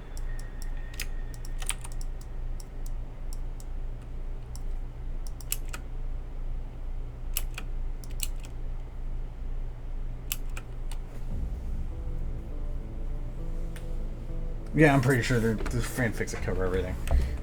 I'm looking forward to when they do that, or when they release something. But it's like, if I were Valve, would I like, people are like waiting for a big E3 announcement from them? Would that be the place for them to do it? To me, the best medium to do it on is, they love their ARGs. Is to do something directly on Steam that's subtle and gets people like going down the rabbit hole, in essence. Because if you went and did it at E3, all the people are going to watch E3. But if they did it for Steam, everybody's going to flock to Steam, where they make money. So I would think it'd make more sense for them to make an announcement directly on their own software, so that other places are having to go out and say, hey, look what Steam's doing, and they're and basically giving them free advertising. So to me, if anything's going to pop up, you're going to see it on Steam.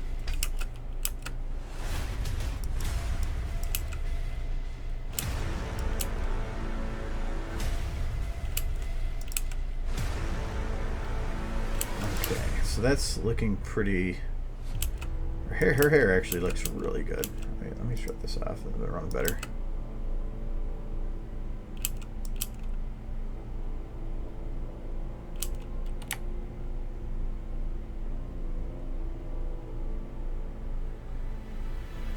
Okay, the only thing I can think of is that this hair here. I'm thinking having it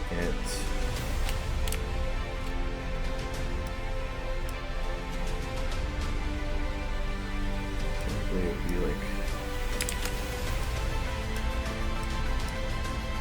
this.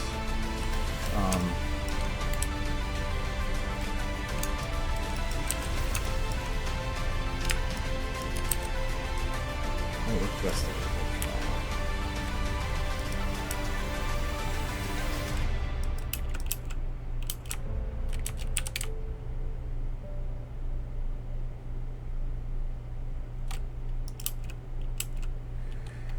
I think that could work.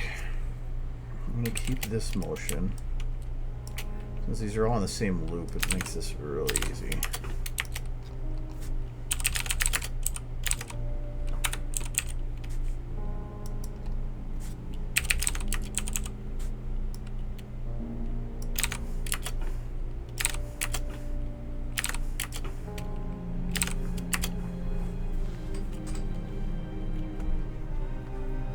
But no, they're going to do some kind of build up, because that's going to get people there. If they just release it all of a sudden, it would pull people in.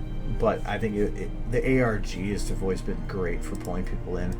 So I wouldn't be surprised if it's during one of their big sales they do an ARG during. So that's why, like, they had the summer one not long ago. So the earliest I could probably see is fall.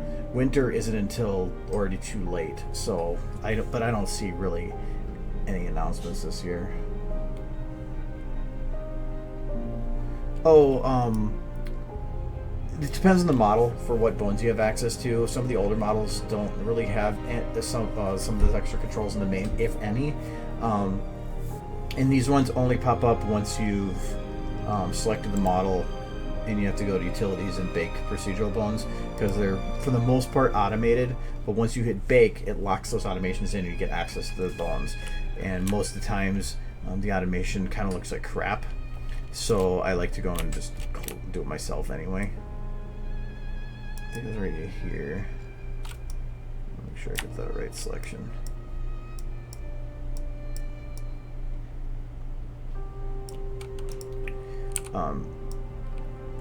So yeah,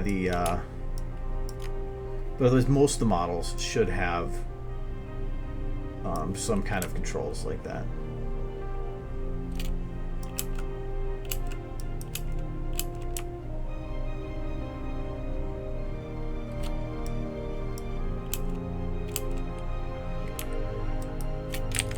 I think that should work.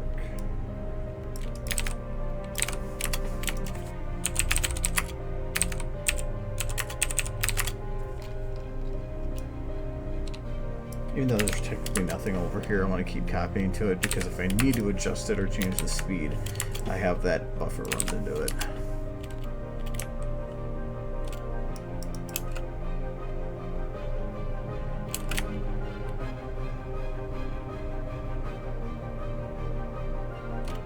So what that did was it created a little bit of extra lift.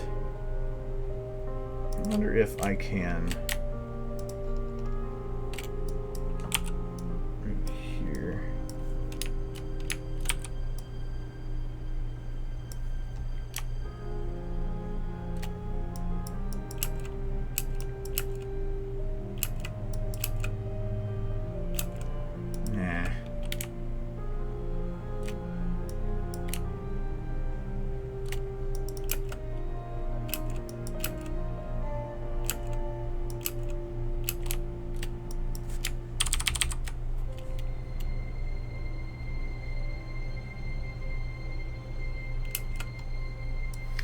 Actually, maybe.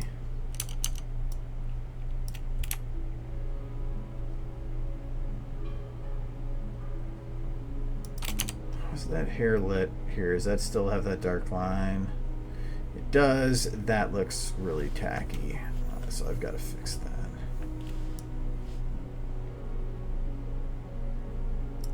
Also, her face. Her eyes super bright there. So originally that wasn't made for her head to be turned, just from this angle. And to fix the main would require the use or the addition of another light.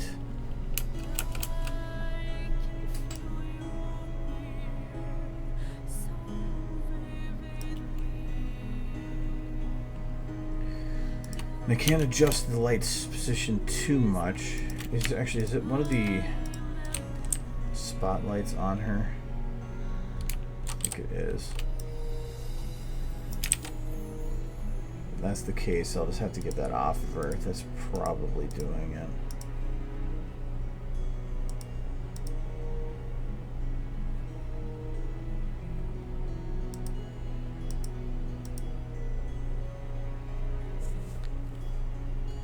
That's brisk run, or at least my interpretation of.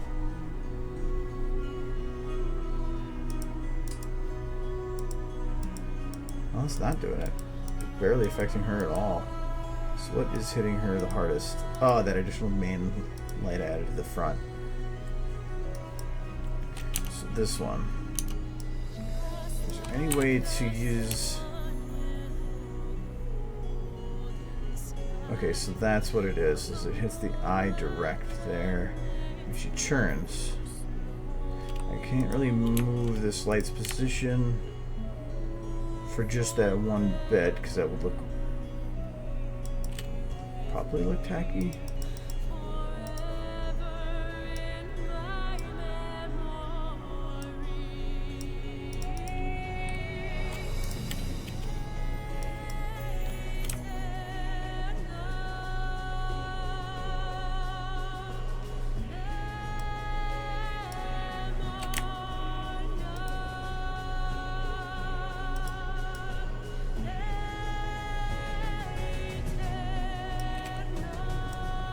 only reason I really have her look over there is I needed to have it break up. I didn't want to have her just running straight forward. Even here, she's not really hit by the light until here. Which means that there's some light that's not hitting her here, but is hitting her right. Well, that's this one technically, I guess. So probably should have this rotate based on need.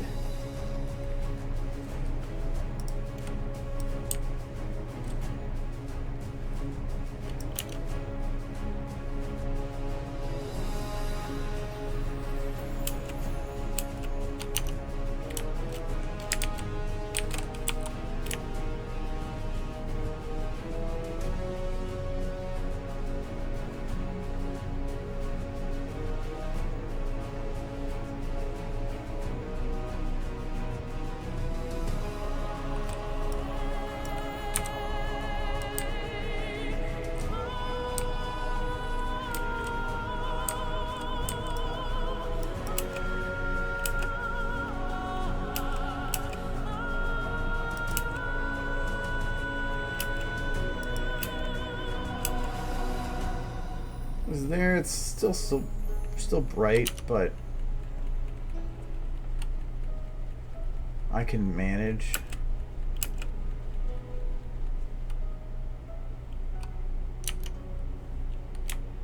This one, I do want to have this light in the early part here brought up to a situation where it can actually influence the model correctly. Like that, maybe.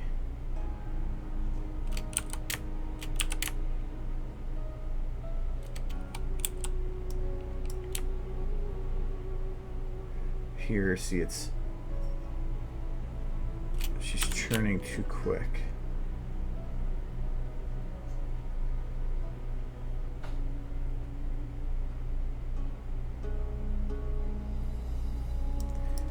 And I don't want to have this light suddenly move, because then that would just look really weird.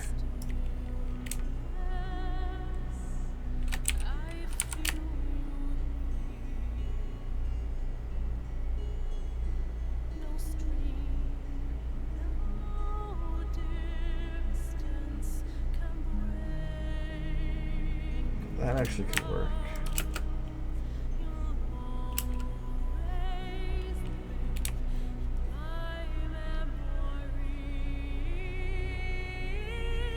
I think I can probably bring it in more to her face here.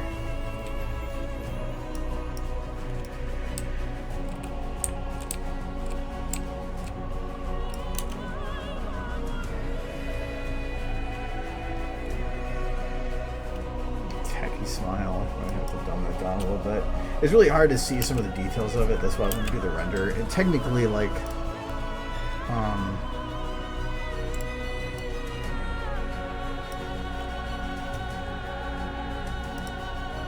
was the right one. Oh, it's just...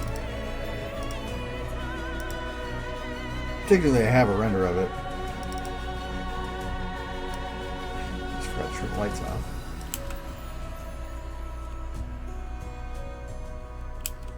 Okay, so they probably have to play with that again. Kind of works. I figured out I was way wrong on my timing for this, so I fixed it. But I need to probably balance out the speed a little bit more.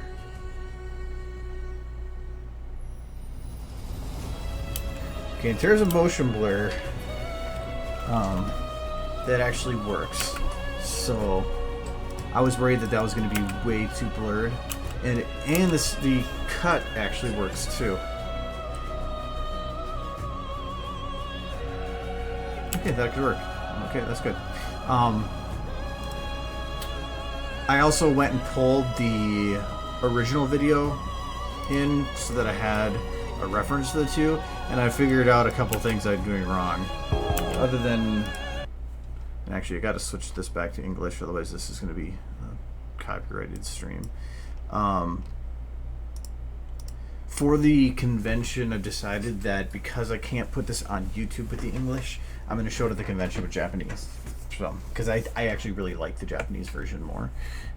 It has a better oomph, especially, I think, the oomph right here, I've showed it before, but when it changes, this one just has, it just like continues the song. But there's this riff in the Japanese that does a way better job connecting.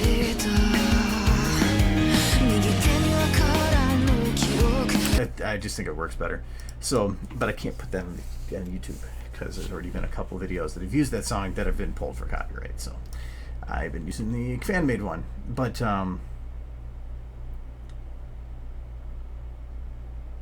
this is this is the whole video.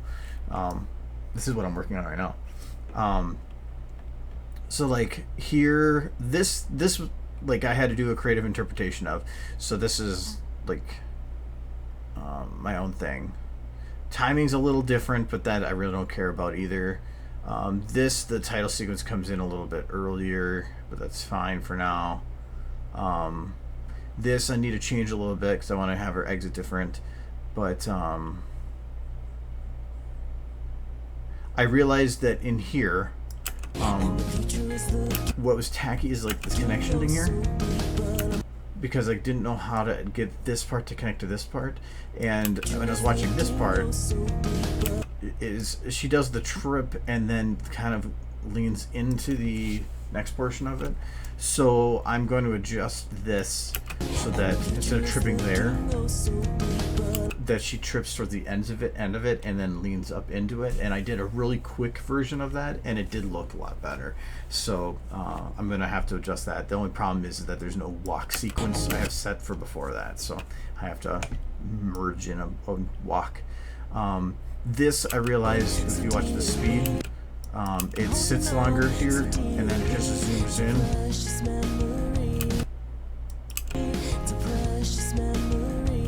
So I have to, and I think here, the original had it goes zooms in when it goes across and then it zooms out. So I'm gonna adjust the camera on that a little bit.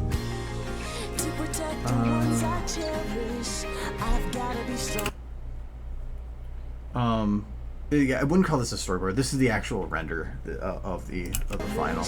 I've just been rendering pieces to figure it out. This looks fine.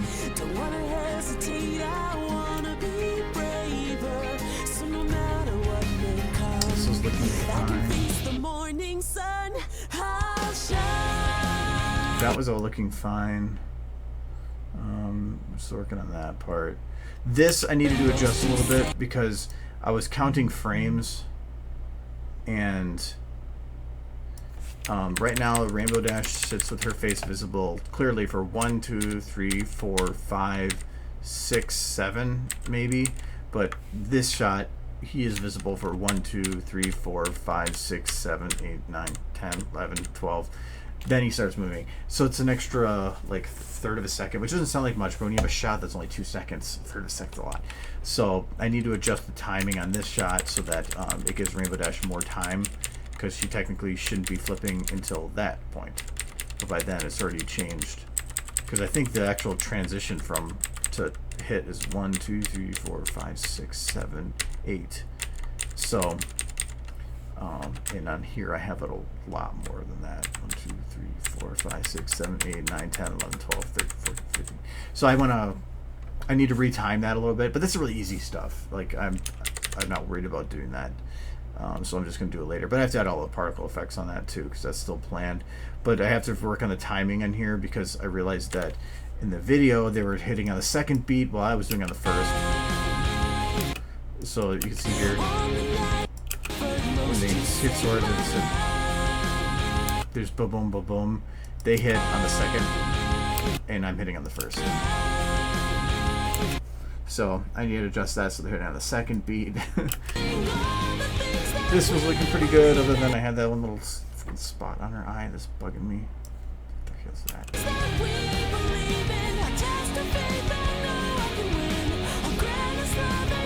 I wanted to potentially change this one a little bit to get her off camera a bit more, so to basically move her through the shot quicker. This one, well, it looks great. I realize that he's a lot further away when it fades away than what she is, so I'm going to have to push that further back. He's looking fine.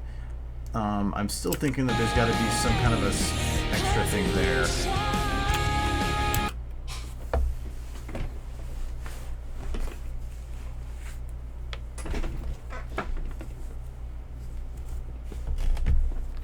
Well, I'm not really using it for, like, I'm using it for timing, kind of, but, like, you can tell, like, when the shots split here, you can tell that I'm not splitting at the same time. But I should go back and correct it to a degree, because, like, here it's 1, 2, 3, 4, 5, 6, 7, 8 frames, which on 30 frames per second is not much more than a third of, it's like a run of a third of a second. So I probably should, but I am not worried about it. And a lot of it is early. If you like, and actually there's another one I noticed too, like this fade. I realized that this shot fades into the next one in the original when I just did a hard cut. So I need to fix that so that that's actually a render, or renders right.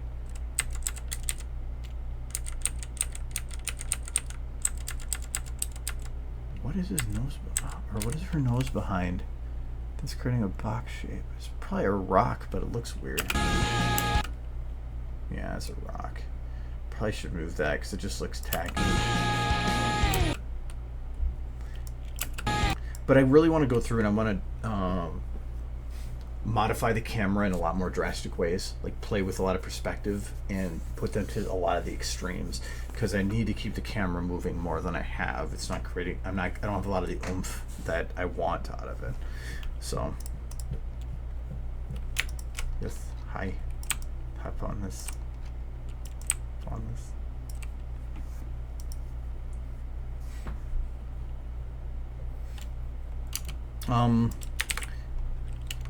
The sky card that I have came with a sky dome and just has a whole bunch of skins, which makes it nice for creating options.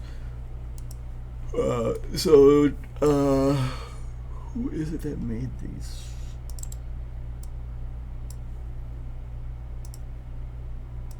This is made by Neri. It has a whole bunch of them, but the nice thing about sky cards is they are super simple to just create a texture or grab a texture from the internet and paste to. Sky domes, you can't do that so easily for.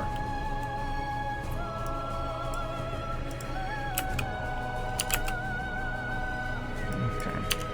So the only thing I really have to work on now is the tail.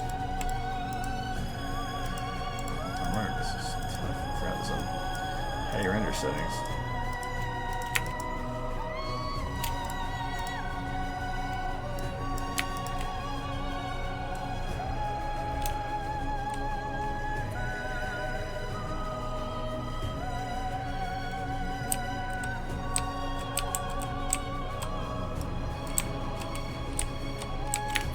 Circle around the coding mark. It's like target acquired.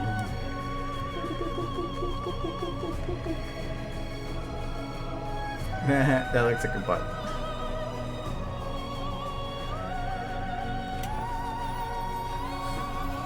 It's a butt on a butt.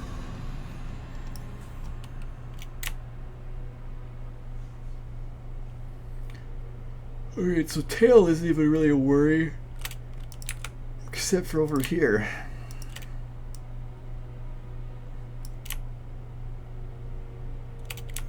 And even then, tail is annoying with run because they aren't made to go up. They're made to go side to side.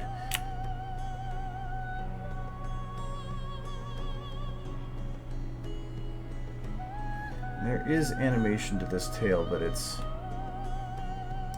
I might just animate or correct what is there.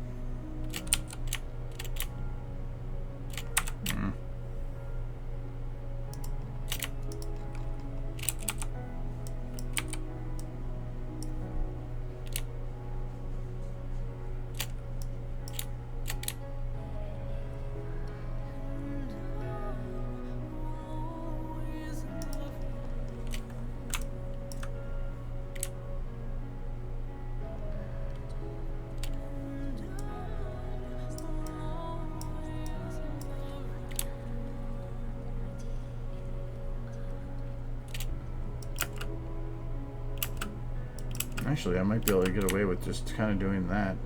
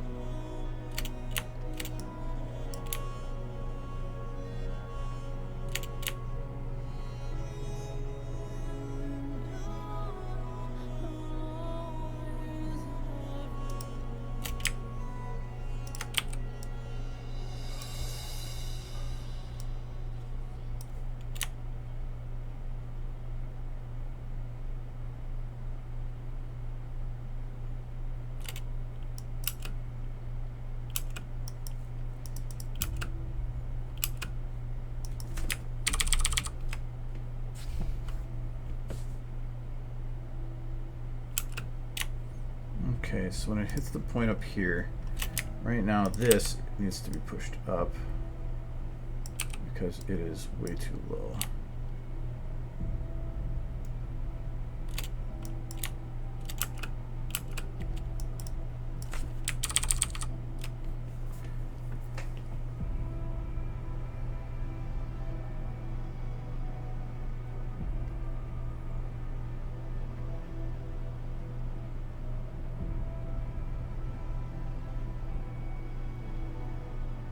Okay, the rest of it after that probably doesn't matter too much because you can't even see it. So I can leave it like that. What does it look like for him? He's a different story. I don't even think his tail is moving at all.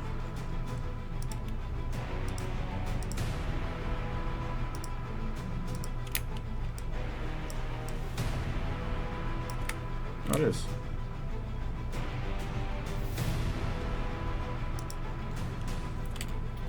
You know what? I'm wondering, I think I should be able to just turn the tail sideways like this. Put it in. Turn these a little sideways as well.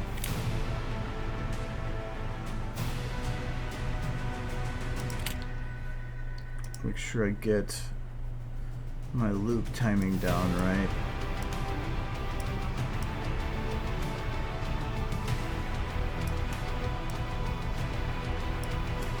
As close as I'm going to get it.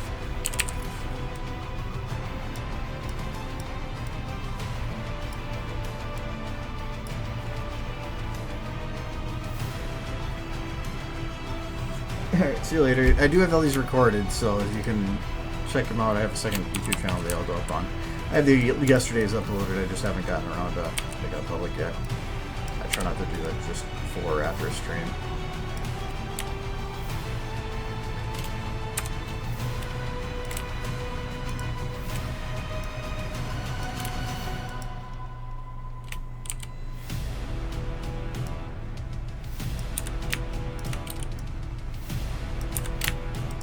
Purpose is that by turning it sideways I can make more realistic motion and it's not going to matter so much.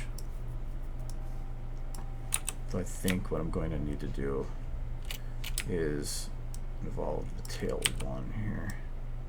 I'm just going to go down. Actually, I'm going to go down like this. So down.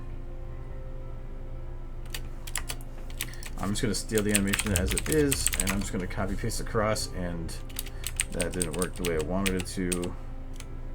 Yeah, because I'm modifying on top of.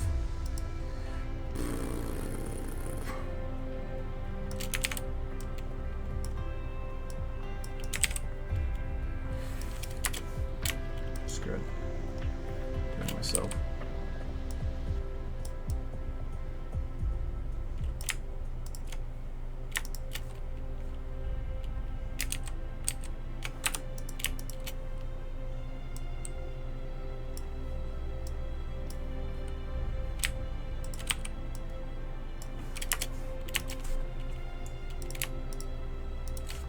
Not worried about the hair on his head, but his tail is just way too visible to get away with.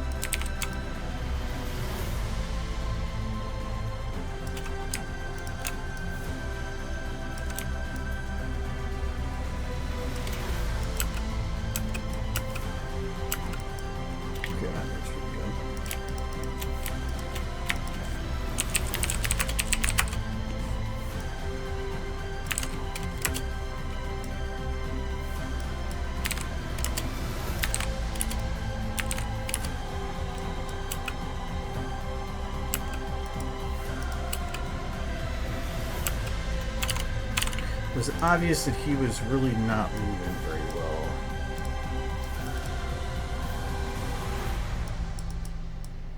No, that's not the one I wanted.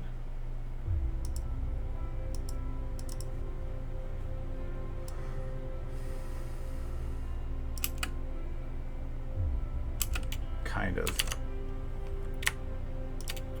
Let's see if I can give him a boost.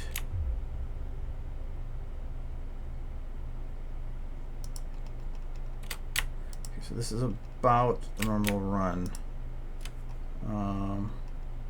Close enough.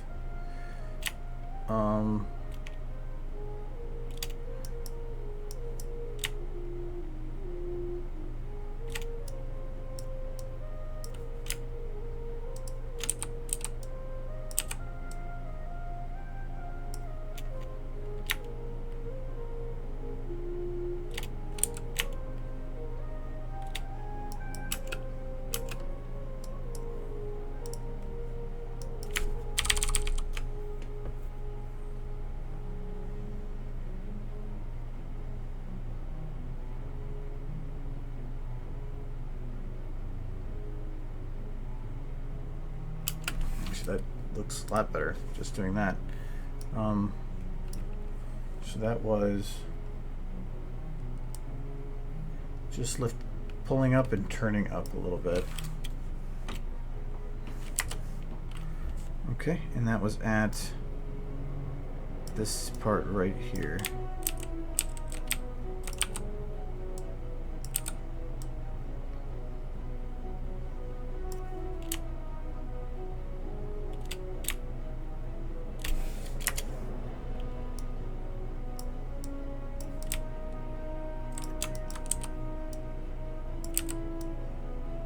Even though you really can't see him here, I still want to try to do it.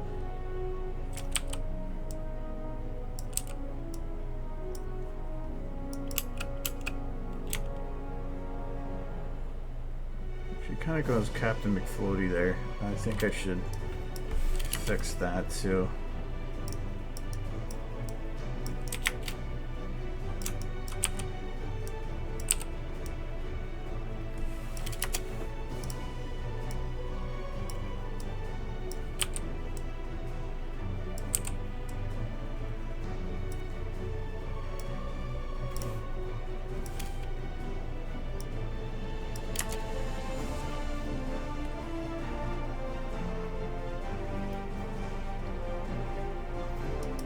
The quality might be a little lower at the panel.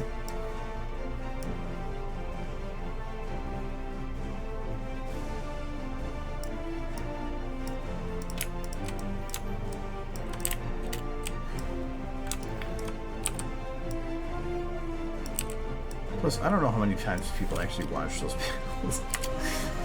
The recording ones. I've linked people them all the time and I've never heard anything about them.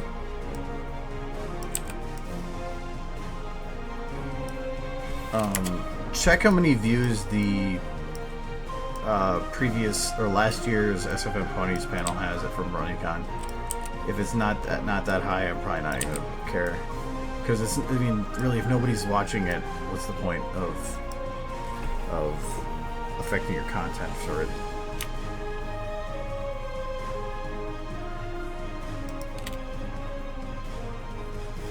You can't check the viewership of last year's?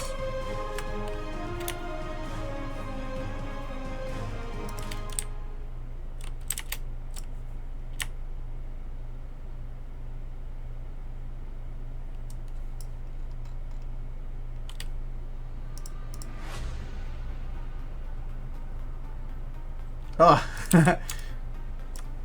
yeah, I guess that makes sense.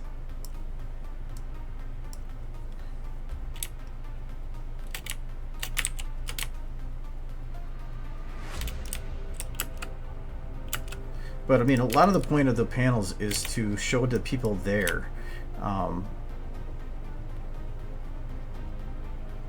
If you're, I don't want to defer from the people for showing for the stuff that I'm showing the actual audience for the purpose of the people that didn't actually attend.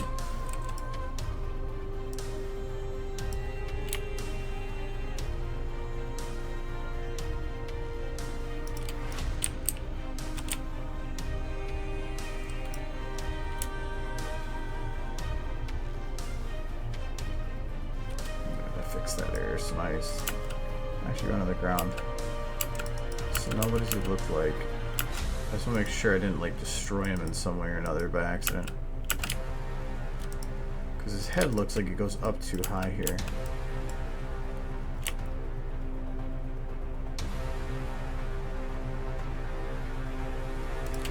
I think when I grabbed... It's just two.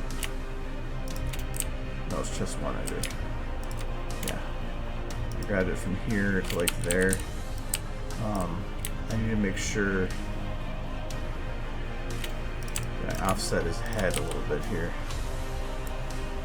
Actually, that'd be... Ooh, wow, look at that. That is a mess. If I lock his neck, it's fine, but when it's unlocked, it's just... Ugh.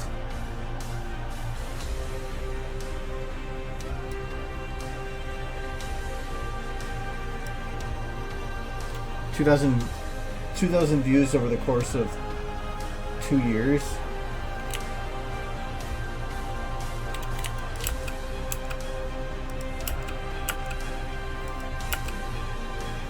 See, I don't know if it's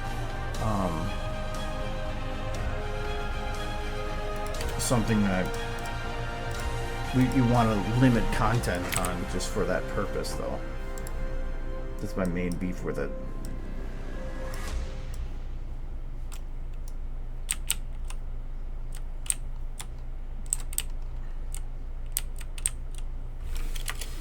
The female's pony cycle, yes, I animated that one. The male one, no, that was somebody else.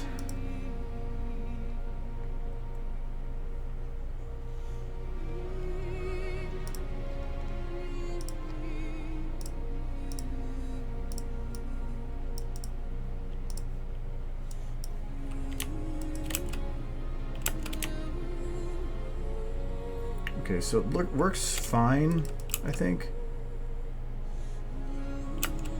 Except for right here. It works fine up until then, because then it just kind of does a weird pullback.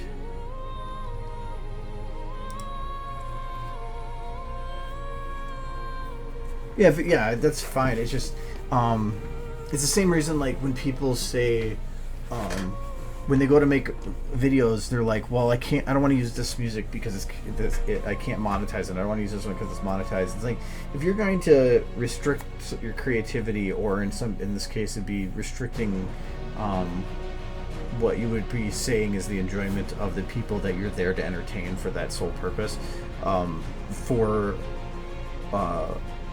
some other benefit, for like, or in this case, if you're going to, I mean, you're going there to entertain those that are sitting in the audience. It's great that people can go and watch some of the recordings later and all. Those aren't my primary audience. I'm making it for those people that are there. Once that hour's over, I really don't care. I provide the entertainment for them at that point. And it's not like you can't record yourself too. I know Minty does that.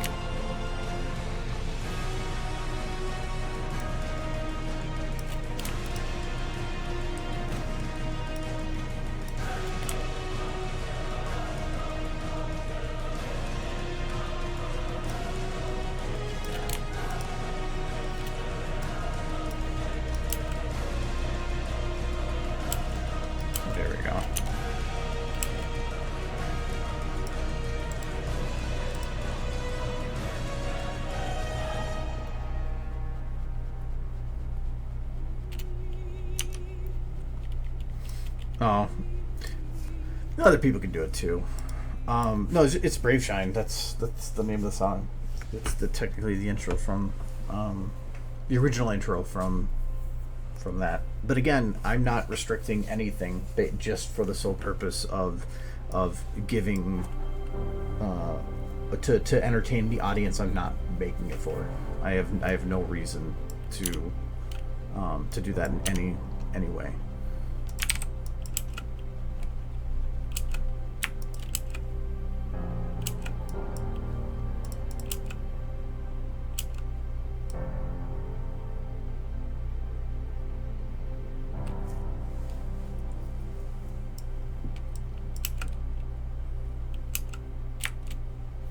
I think he's done.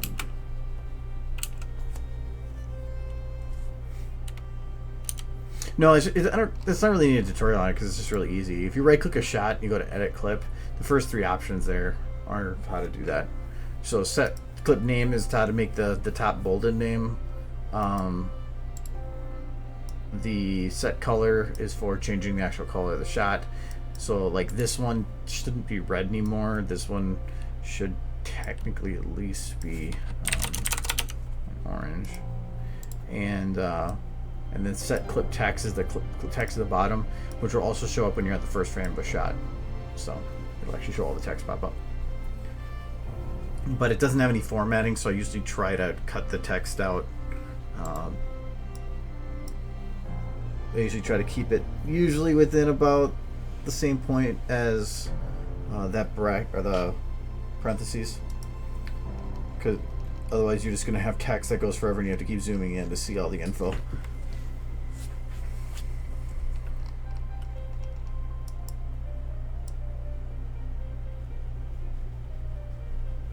But it just comes in handy. And the reason I color code is I want to be able to keep track, but I want to be able to look at something and get an immediate visual snapshot as to what I have left to do. In this case, everything that's green is renderable. I can render it as it is right now and put it in the final, and that's okay. I still have sometimes things I might want to change on them afterwards, so I'll just put little notes. That's what these ones after in there are, just as a way to remind myself that if I have time, I can go back to fix those things. Like even in a different shot, White Mane has a whole different mane here. And I need to fix that in here to match those other shots. But I am in no rush to do it because at the convention playing it, nobody's going to notice. So I can do that later. The locking of the mains here, probably nobody will notice either, unless it goes super wonky, like you can see a little bit right there. I think Remain's doing.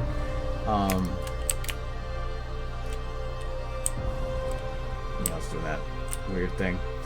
But besides that, no one's gonna notice. So that stuff I'm not worried about because I'm not going to spend my time trying to nitpick if I'm not going to need it.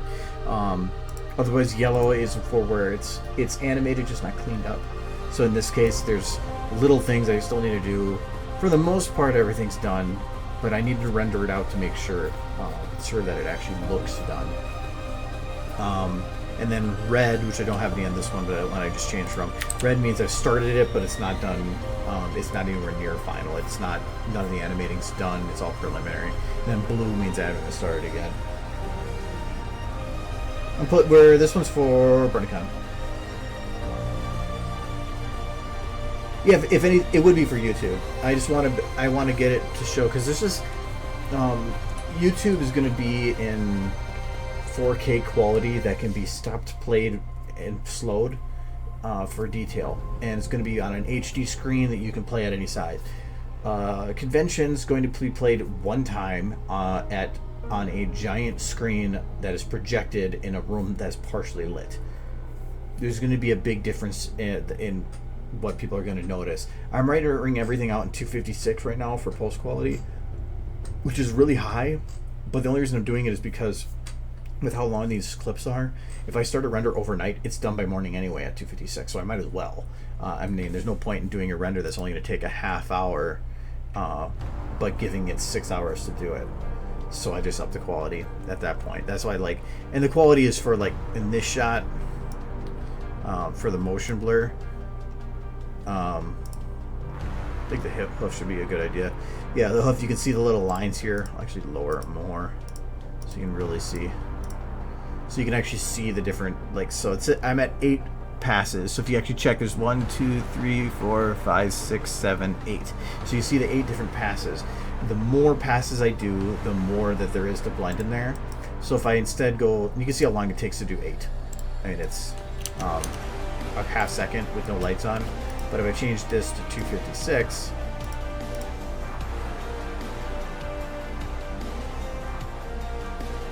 so you can see it on here, the numbers. So we're halfway done.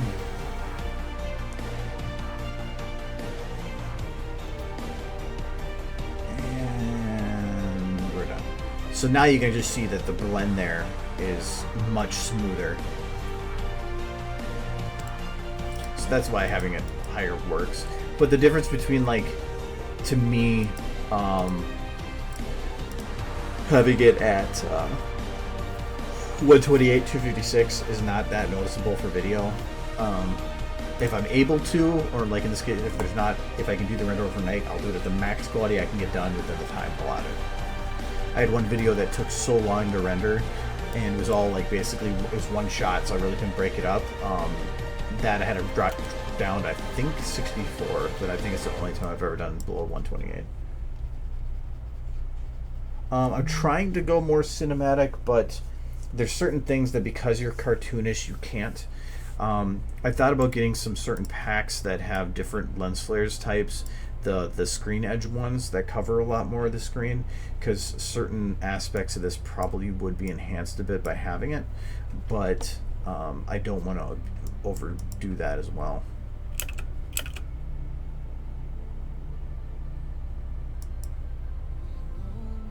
So you have to render this out because, like, right now I'm seeing this as fairly blurred, and even here the lighting isn't looking right to me, but when it's actually rendered out and I'm able to see it, I can usually make a better judgment as to how to adjust it to make it work. So this is exceptionally blurred. Is the focal plane correct?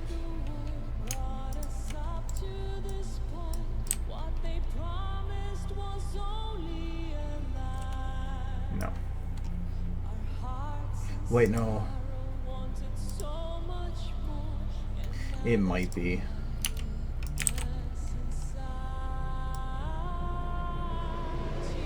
When you have a really high aperture, you want to go a little past the model, and so I'm thinking that that might actually be as good as it's going to get.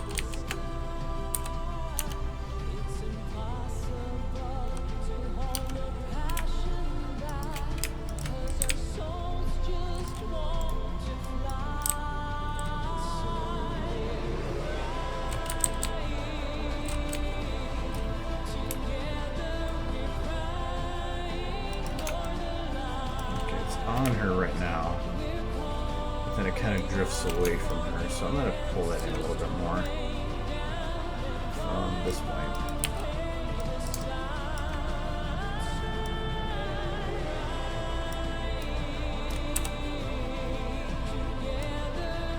And the focal plane is that little purple line right there.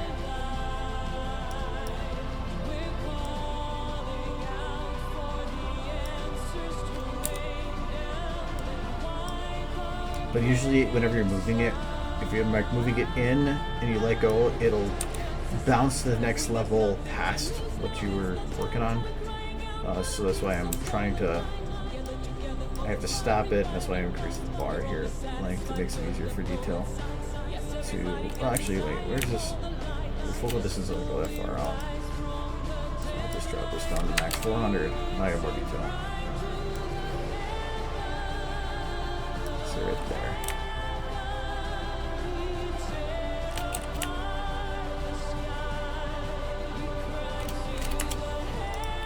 Okay, that should help a little bit. So like here it's, I think I'm going to have a couple blurred shots, but it's these ones that are going to be the needed ones. But I can always decrease, because right now the motion blur is set to 0.167, and I don't think I'm overriding it. Oh, I am. but I'm overriding it to what it's using. I can't remember. So I'm using the 30 FPS shutter speed, but if I wanted to, I could decrease the shutter speed, get it down to,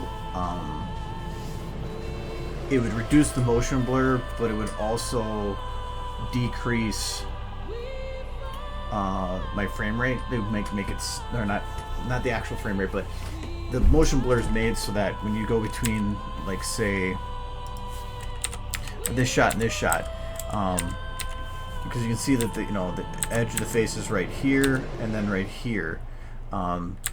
It's made to help blend from one spot to the other, so it makes it feel smooth.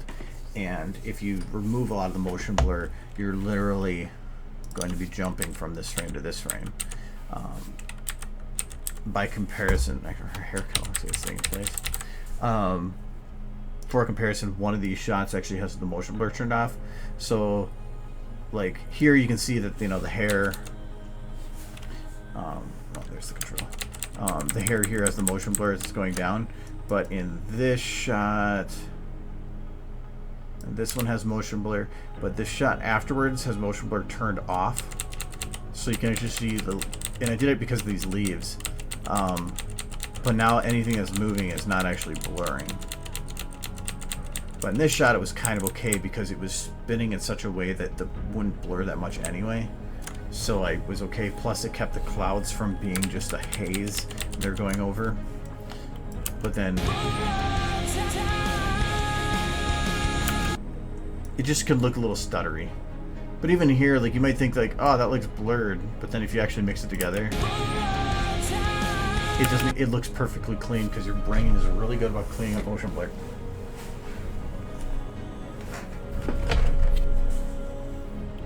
Which ground model? This one? Because this is different grass models, and then this is a ground model that exists. The ground model is, I believe, on the workshop.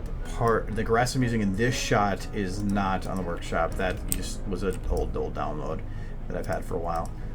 And the ground model is just one that I enlarged, and it has a bunch of bones, and so I just manipulated it to make it look like an uneven surface. The problem is that it doesn't have a collision model, which models that don't have collision models have the problem with Frostrum culling, which means that you actually notice, like, sometimes when I'm down here, the ground will disappear like that. And that will render like that, so you have to be careful. And so when I was going through these shots, I had to make sure that from all these angles that the ground didn't disappear.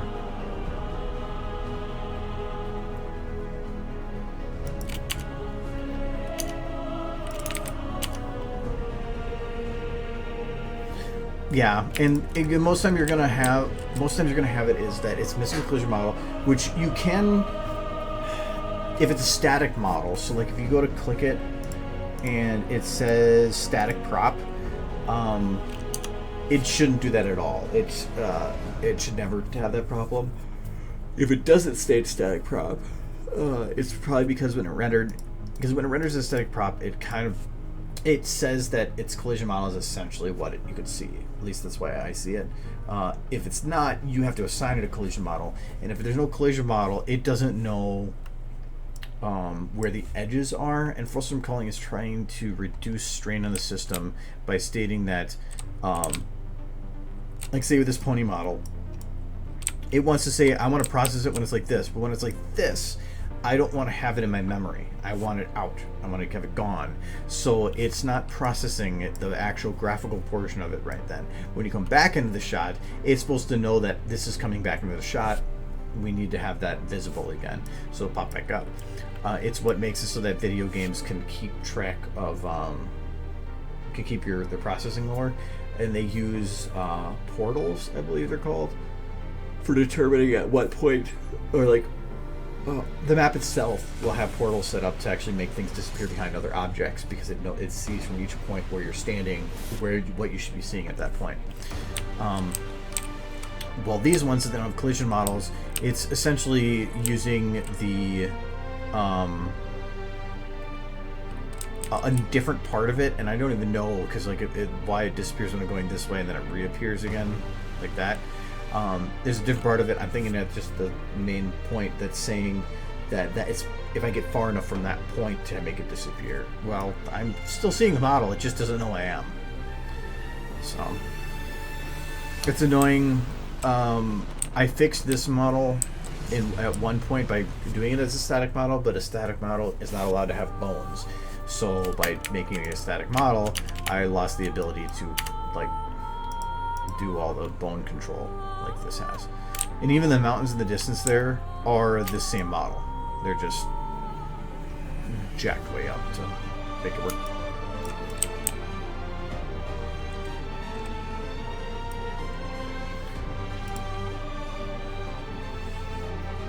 Yeah, I think Twilight's library floor that's part of a map though, isn't it? Or is it, or if you're loading it, that's a static model, I believe. But again, it's so hard and so like situational based because in that situation you're like in the model. So yeah, like this. I originally wanted to have an uneven surface when I was building this shot because the ground is that actually models it's a bump map texture, and I originally wanted to have it be a rougher ground going up to the horizon, but I couldn't do that because by doing that, when I went to change like this, the Frostrom culling kicked in. It was making part of the models disappear underneath me.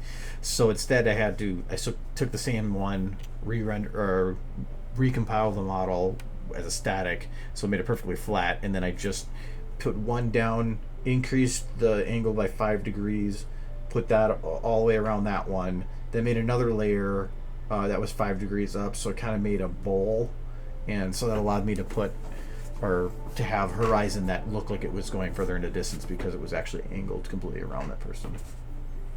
Yeah, I have the scene, I have the map build for it, for the Twilight's house.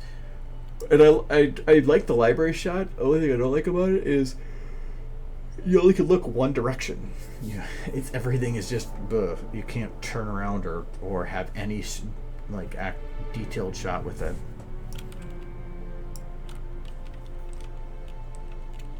All right, see you later.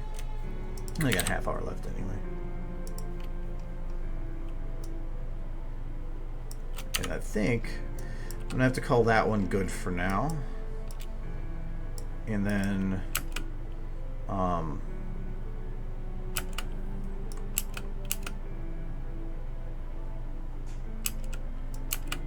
kind of want, I'm gonna putz with this one a little bit more. So technically this is right now perfectly going around him, and I don't like that. It should be, at least from what I can tell, going closer at this point. Even then, it's off center. Oh, it's off center, but it kind of makes itself in the center. I'm gonna try to see if I can correct that though. Probably gonna break it though.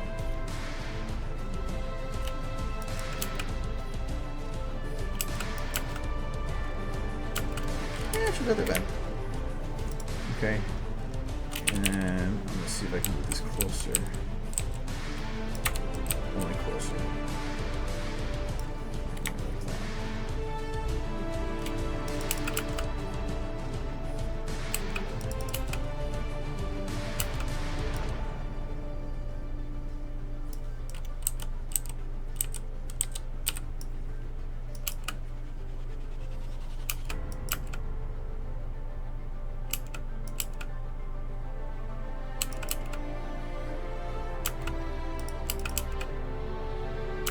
See, like his face looks fairly fine, but you can see there's a wobble if you look at his armor. There's a little bit of a wobble here. I don't want to wobble. But I'm working with two different cameras, or two different motions, so I need to make sure that I'm not going to destroy too much of one.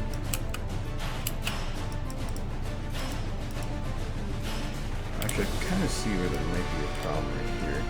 I'm going to smooth this in general.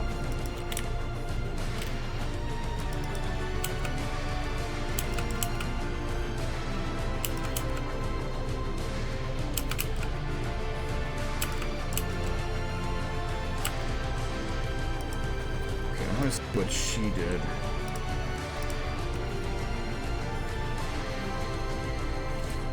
How did you get the mini city scene?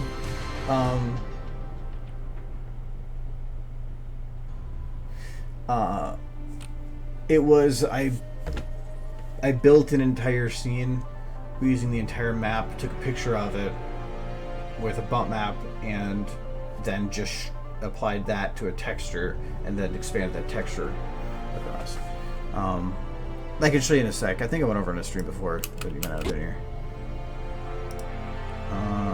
Let me just pause this for a sec here. Okay, so right here is where I want to try to blend it because it's not moving right.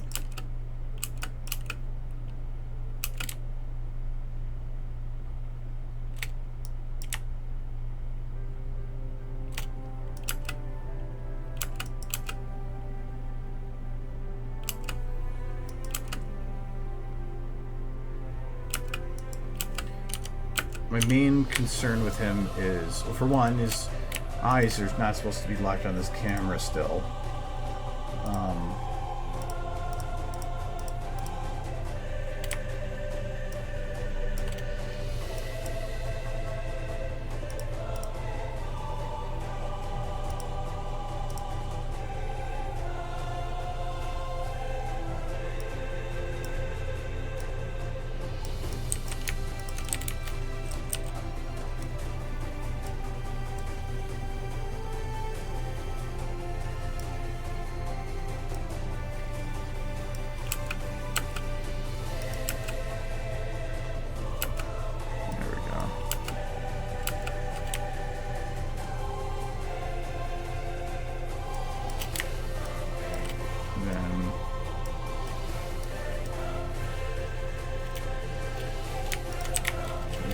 To shut, or his eyes to go down with the shot here.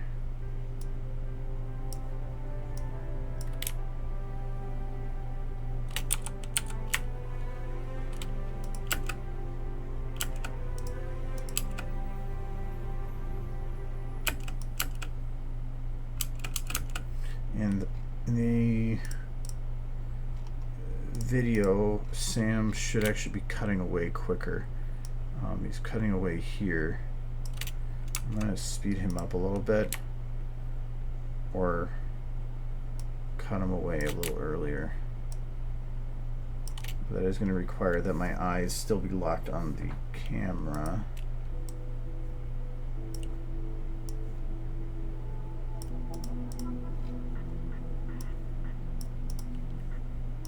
Okay, so that's fine as it is.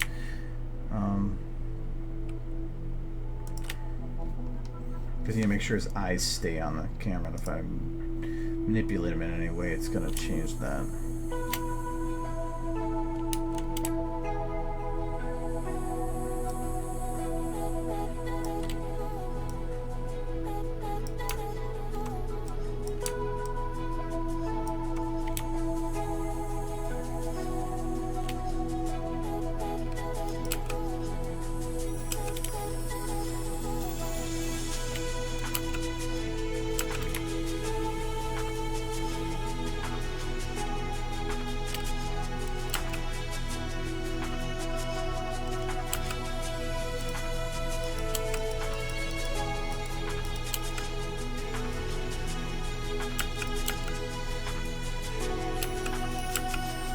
Right there, it looks a little stiff. I'm trying to figure out if it's camera or if it's him.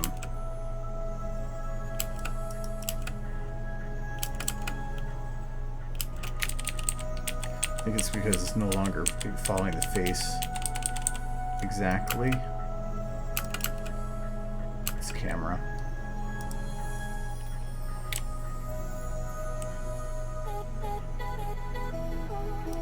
I wonder if, and I don't think this is going to work, so I'm going to save it. I'm going to unlock and see if I can just smooth it on its own.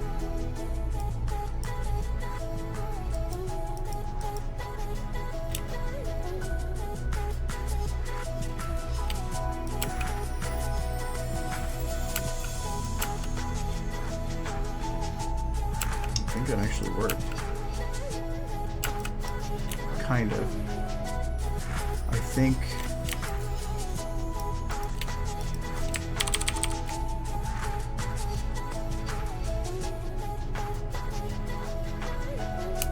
Okay, for one, his head is. I think his head might be part of it.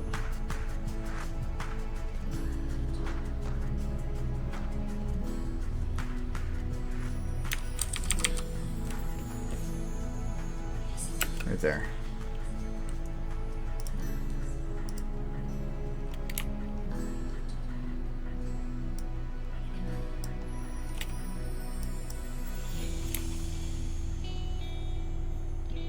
Okay, so it's not just his head.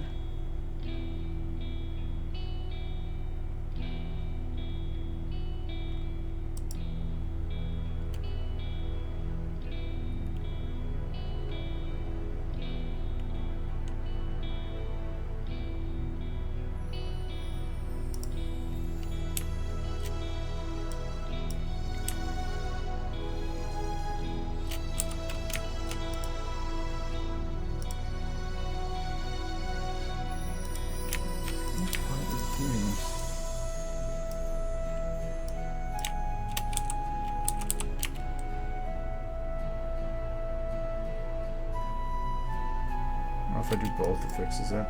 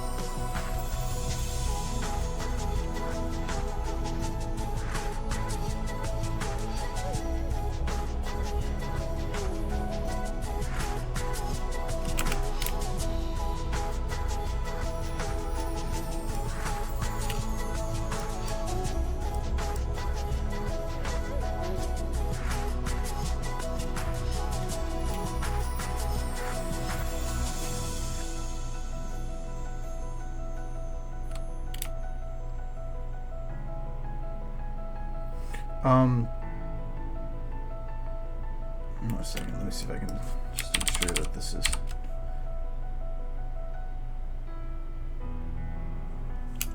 So move it a little bit this way.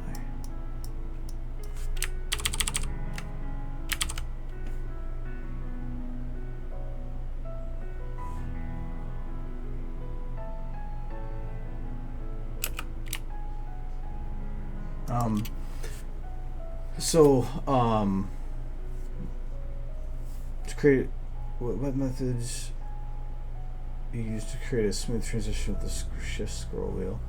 Oh, like this, whatever. Well,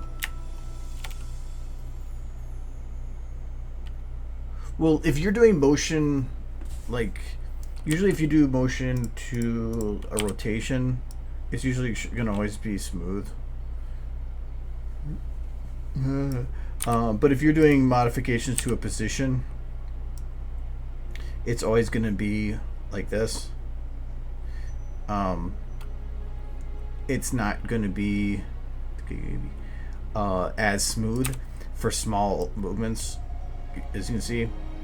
The only time it's going to be perfectly smooth is if you do linear, because then it will follow the actual lines a lot easier. But if it's rounded, modification to position only work well if you move it quite a bit. Like so here, I'm actually moving it a good amount. Then you'll see it moving correctly. But otherwise, if I just move it a little bit, you're going to look at that. Which you can round that off then, but yeah. Position is a lot more picky when it comes to motion, especially if it's very small. So if you're doing any type of position movement that's just really small like this, my recommendation is don't do don't do easy ins or easy outs or anything. Just do completely linear, because it's going to be a lot. Like here, I can move it that. It takes that much motion, so that much motion to keep it looking fine. But for this to make it look right, you're probably going to look at about that much motion. So that much just to get it to stay clear. So, but if you do it like this, say you do the motion like this, you can just go over those parts and round it then.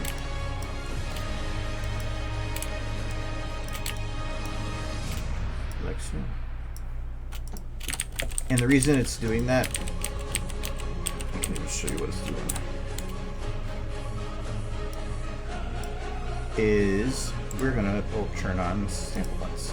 So sample points are showing exactly at what points, because SFM's not saving a curve.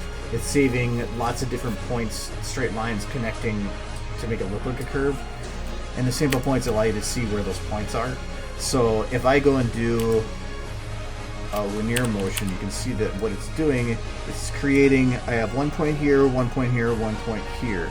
So that's why that could be so easy. It only has to save the 3 points. But if you do these rounded ones, it's, I don't know why position is different. I think it's because it's trying to manipulate 3 different values at once. But even if you just move 1, it does it too. You can see here that it starts creating more points as you go.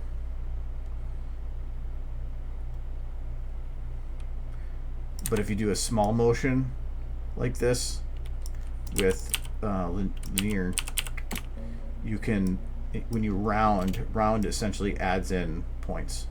So then that's how you're able to get it to actually round it, make it look clear. So every between all these dots is a straight line. But each sample point is a saved bit of information, so having a lot of sample points will make a video take longer to render, or not render, larger save file. It's one of the reasons that, like here, you see the hair has all this detail. Ember, this is all the saved information for her. So it's one of the reasons that, like here, I'm essentially done with her, so I can go here in, and it gets rid of most of these dots. There, it takes 2 runs for. And all that is no longer saved, so you're saving a lot of file space by not having all those useless points saved.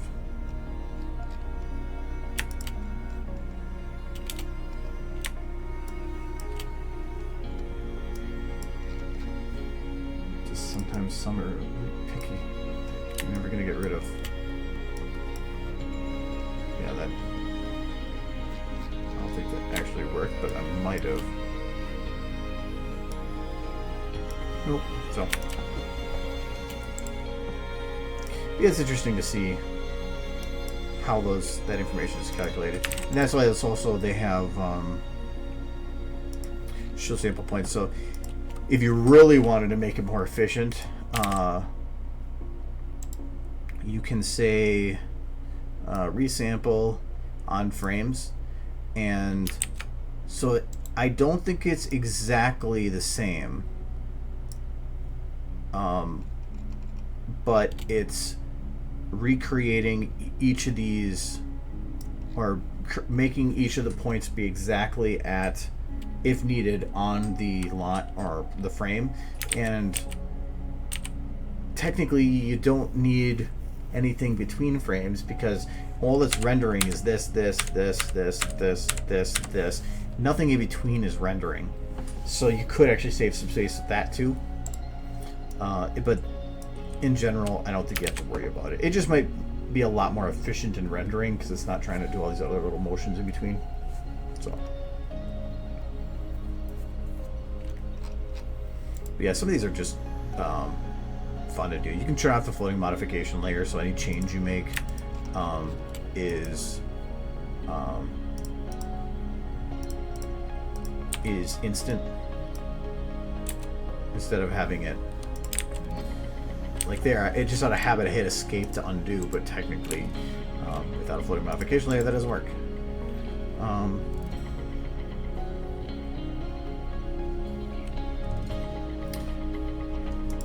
Let's see this.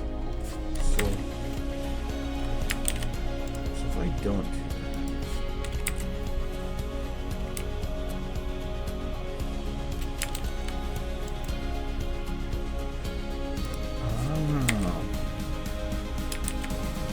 interesting. Okay, there.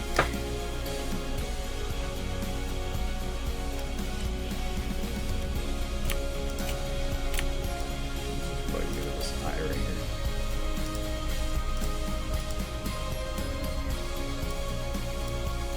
It's not the full thing, just the eye.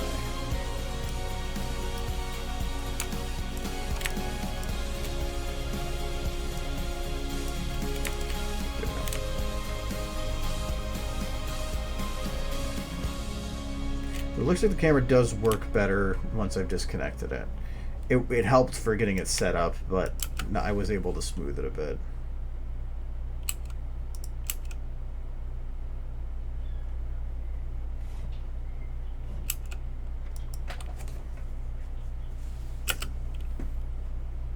Okay, but anyways. So in essence, I need to render this to double check those, but this might be just about done, which actually puts me ahead of schedule because I thought this would take me up through Thursday. But I still have to potentially see if there's anything else to do. So,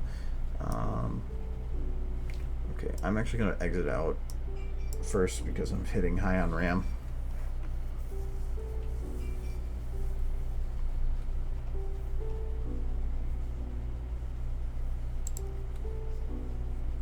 This has been crashing when I close. I don't know why.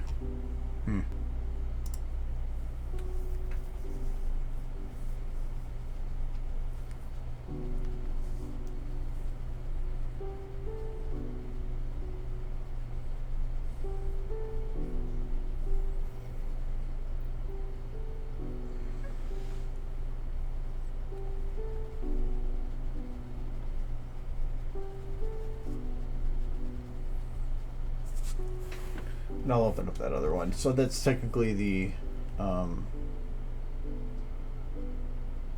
shot I have to work on now is the shot 3. It's only about 12 seconds of video, but very involved 12 seconds.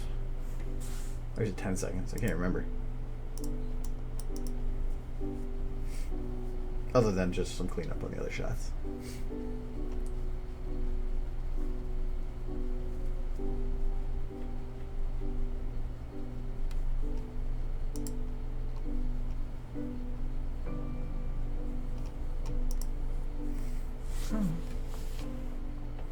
I have to render this shot too to figure out if I can do for the shifting to Discord's eyes. Because I already have her set to have the eyes, but I need to have her flicker. And I haven't actually tested to see how it looks.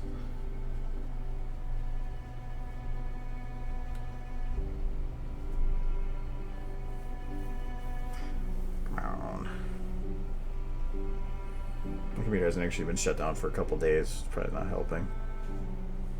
No, wait. No, it was shut off this morning. Probably it's not helping having this all in the RAM. Still, like having it for reference.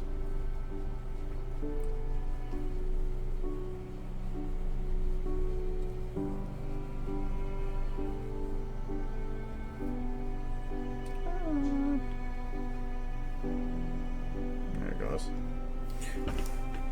No, so I have to try rendering this out with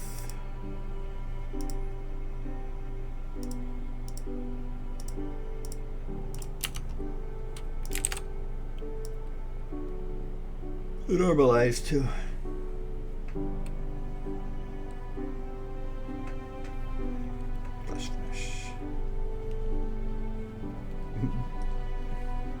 That's weird with the Wonderbolt's outfit.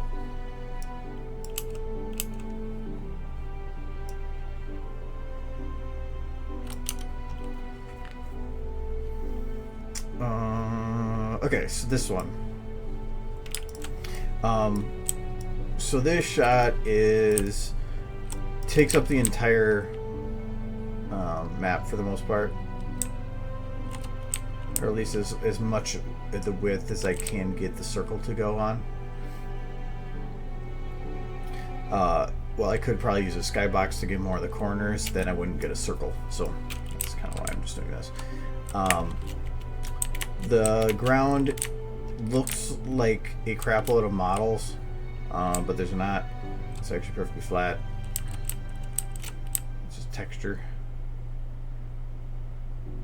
And but when you're at a decent height, which is the height that I'm working at here, it looks like models.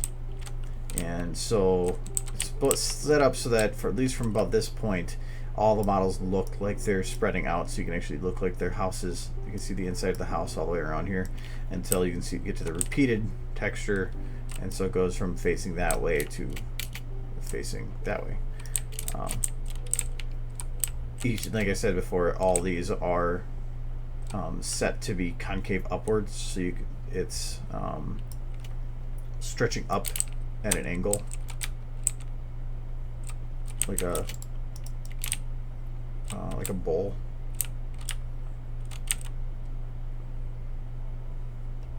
Because then at this point, it makes it feel like it's going further into the horizon, while a flat line would have been ending right about here. So,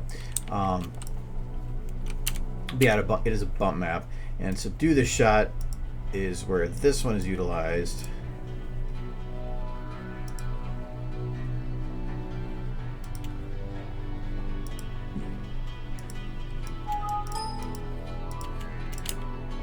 So what I did was I built this,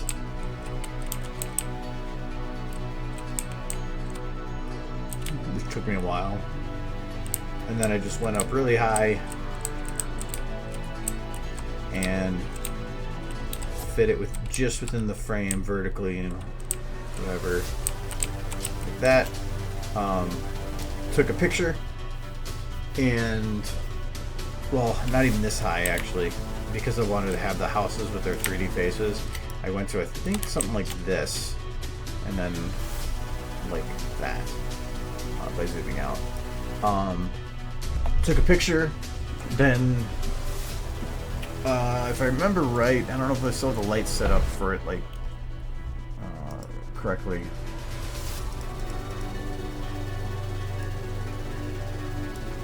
No, it's not set up anymore, but I had the lights shining on it, and then I did another shot where I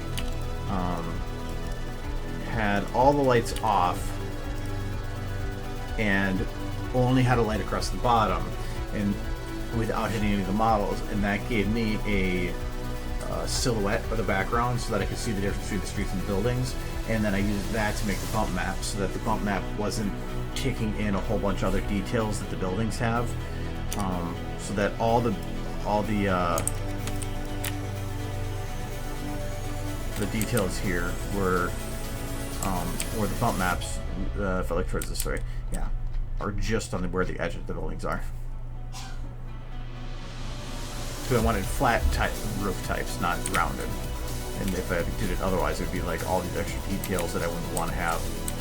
And so that's what I got. So it looks like this. And it actually looks pretty good. The falling portion, because this is what it looks like. He's not actually falling.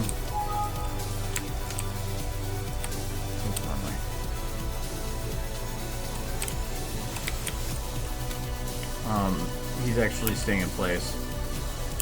The dragon is just made to get as actually increasing in size to falsify the distance change. So you can actually see he's yay big, and he gets to yay big. So, but I need to do that with a lot of them.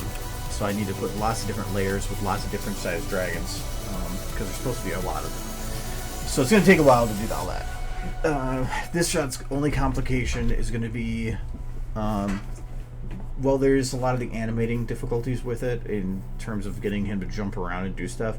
The main difficulty with it, I feel, is going to be maintaining a perception that you are falling, without actually maintaining an actual change in distance, because this shot has to be done for 5 seconds, which doesn't sound like a long time, but if I were to keep him falling at this rate, that'd be 1, 2, 3, 4, 5, and the ground at this level doesn't look very good, and especially since that pony's size in comparison to the ground,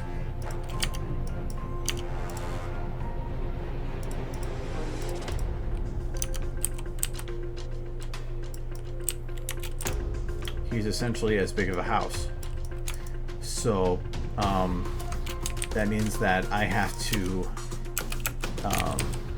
keep him as far up as I can and use the camera and the and things moving around him to give the perception of changing distance. So and that's like, I could move him higher, but if I move any higher than this, you get this, and at that point the horizon is too low and doesn't give a good perception for like how far away the distance is supposed to be.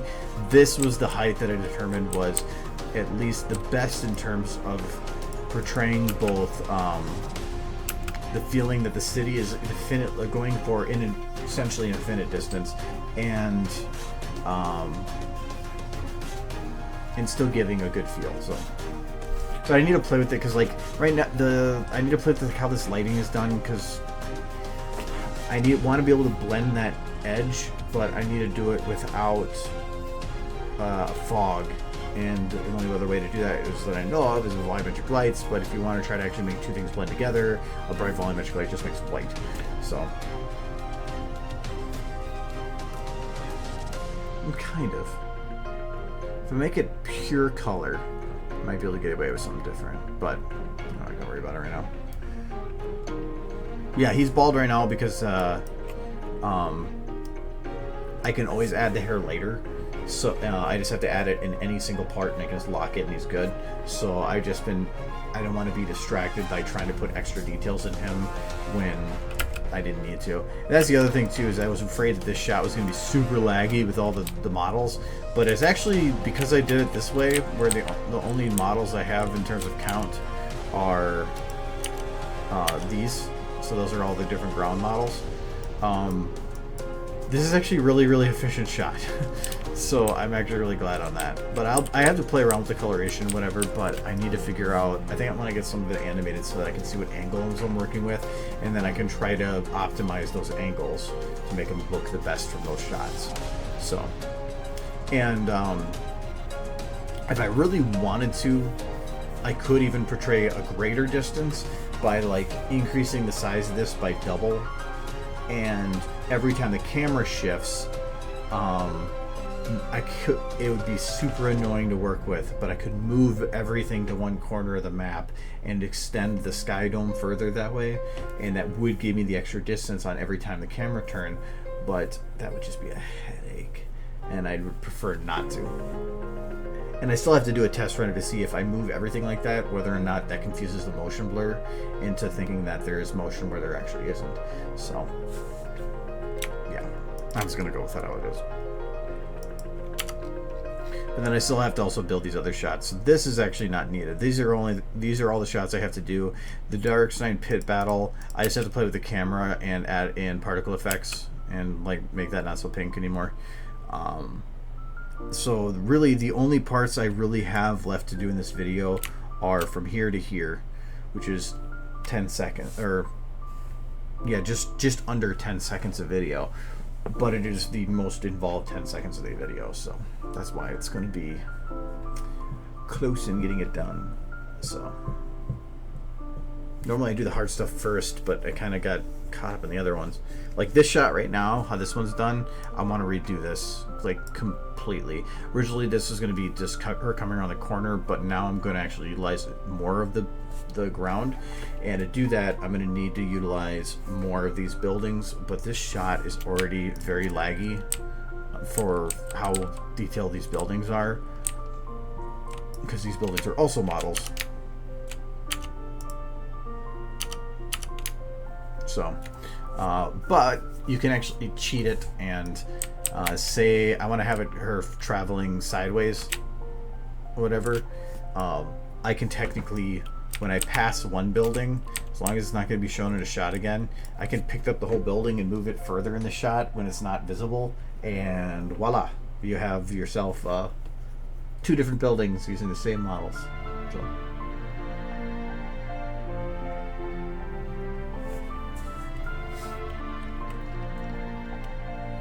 So yeah, I have to render out the second part, see how that's looking. Thursday I might have to play around with that a little bit to clean it up. I still have some cleanups in shot 1 and 4 I need to do too, but I'll worry about that later.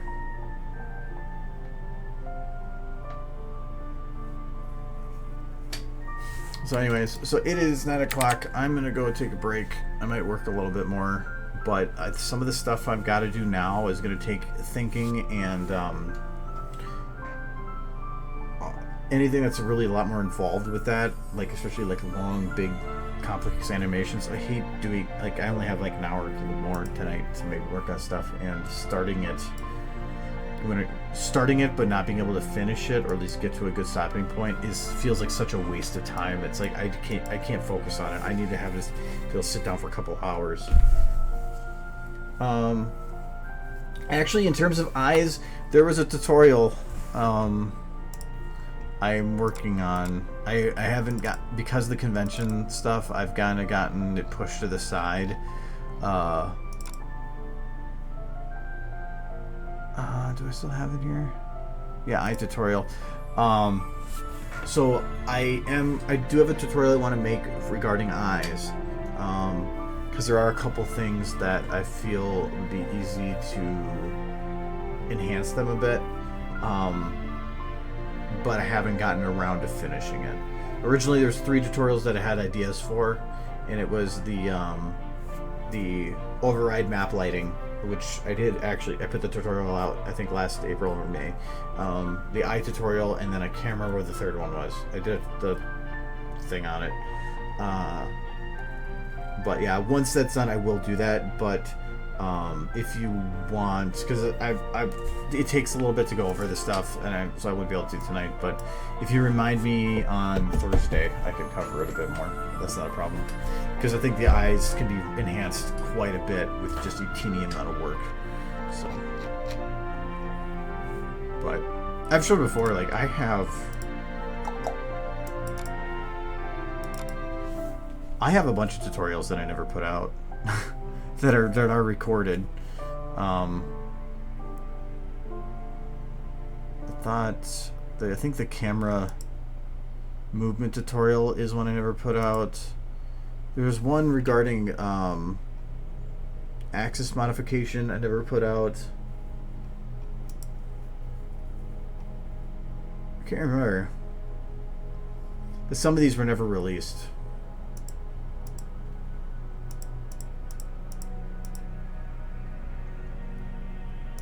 I just haven't, yeah, pivot point tutorial.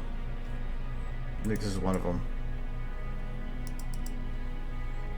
That was a whole tutorial on what I did here. It's a whole tutorial that I never released, because it was about changing the pivot points on stuff and making use of it, but I felt that a lot of the information could have been done otherwise, so I never finished it. So, I think there's 3 or 4 in here that I actually recorded, fully planned out, fully did, and then never did anything with. So, But it's like if I make it and it doesn't feel like it gives the information in a way that I feel that would be useful and clear and concise, I don't. I will throw it away and I will try it again later. So, but the main reason, or one of the main reasons I like doing the tutorials is not, I mean, it helps people, but it's also the only thing I make revenue on my channel for. So everything else doesn't fall under fair use, so it gets usually blocked in some way or another. But tutorials fall under fair use, so I can actually keep those monetized. So yeah, that's the only thing I make money on, essentially. It's about 80% of it anyway. And for some reason, the Rocky short from Anthology. But I don't know if I'll be able to. I'll be able to monetize one of them for this, one of the Anthology shorts this year, but I don't think I'll be able to monetize the other one. It's gonna get copyright. So no, it's, and really the tutorials I do the most or that I try to jump on right away are the ones that usually cover a topic that is asked a lot. Eyes are asked a lot, so that's why I wanted to do one on it. The map lighting for ponies, the redirection of light, that's just super useful and not many people know about it, so that's why I did that. But there's just a lot of topics that are asked a lot, so I'm like, if I'm getting asked it a lot, why don't I make something to reference? The only other question that's asked a lot is how do I make smooth animation, which I always used to say that I can't really do a tutorial on that, but I've kind of thought about it, and I think I know a way to kind of cover it, and I did it in a stream a while back. So I almost actually went and grabbed that part of the stream and just made it a tutorial and said, here you go. But I found out there's probably wouldn't work that well like that. So I'm going to probably just try to redo it or just say fuck it. But anyways, whatever. I'm talking too much. So I'll be back again, like I said, on Thursday to do more of this. And we'll start working on those other action-y shots. So, all right. Thanks for coming by. Have a cat. It's flashing really good.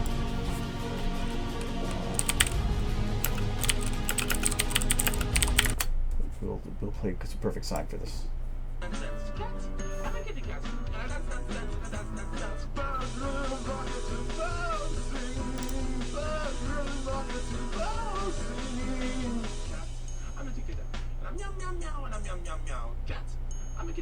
and I'm meow meow meow, and I'm meow meow meow. Cat, I'm a kitty cat, and I dance dance dance, and I dance dance dance. Cat, I'm a kitty cat, and I dance dance dance, and I dance dance dance. Okay. I say sexy things to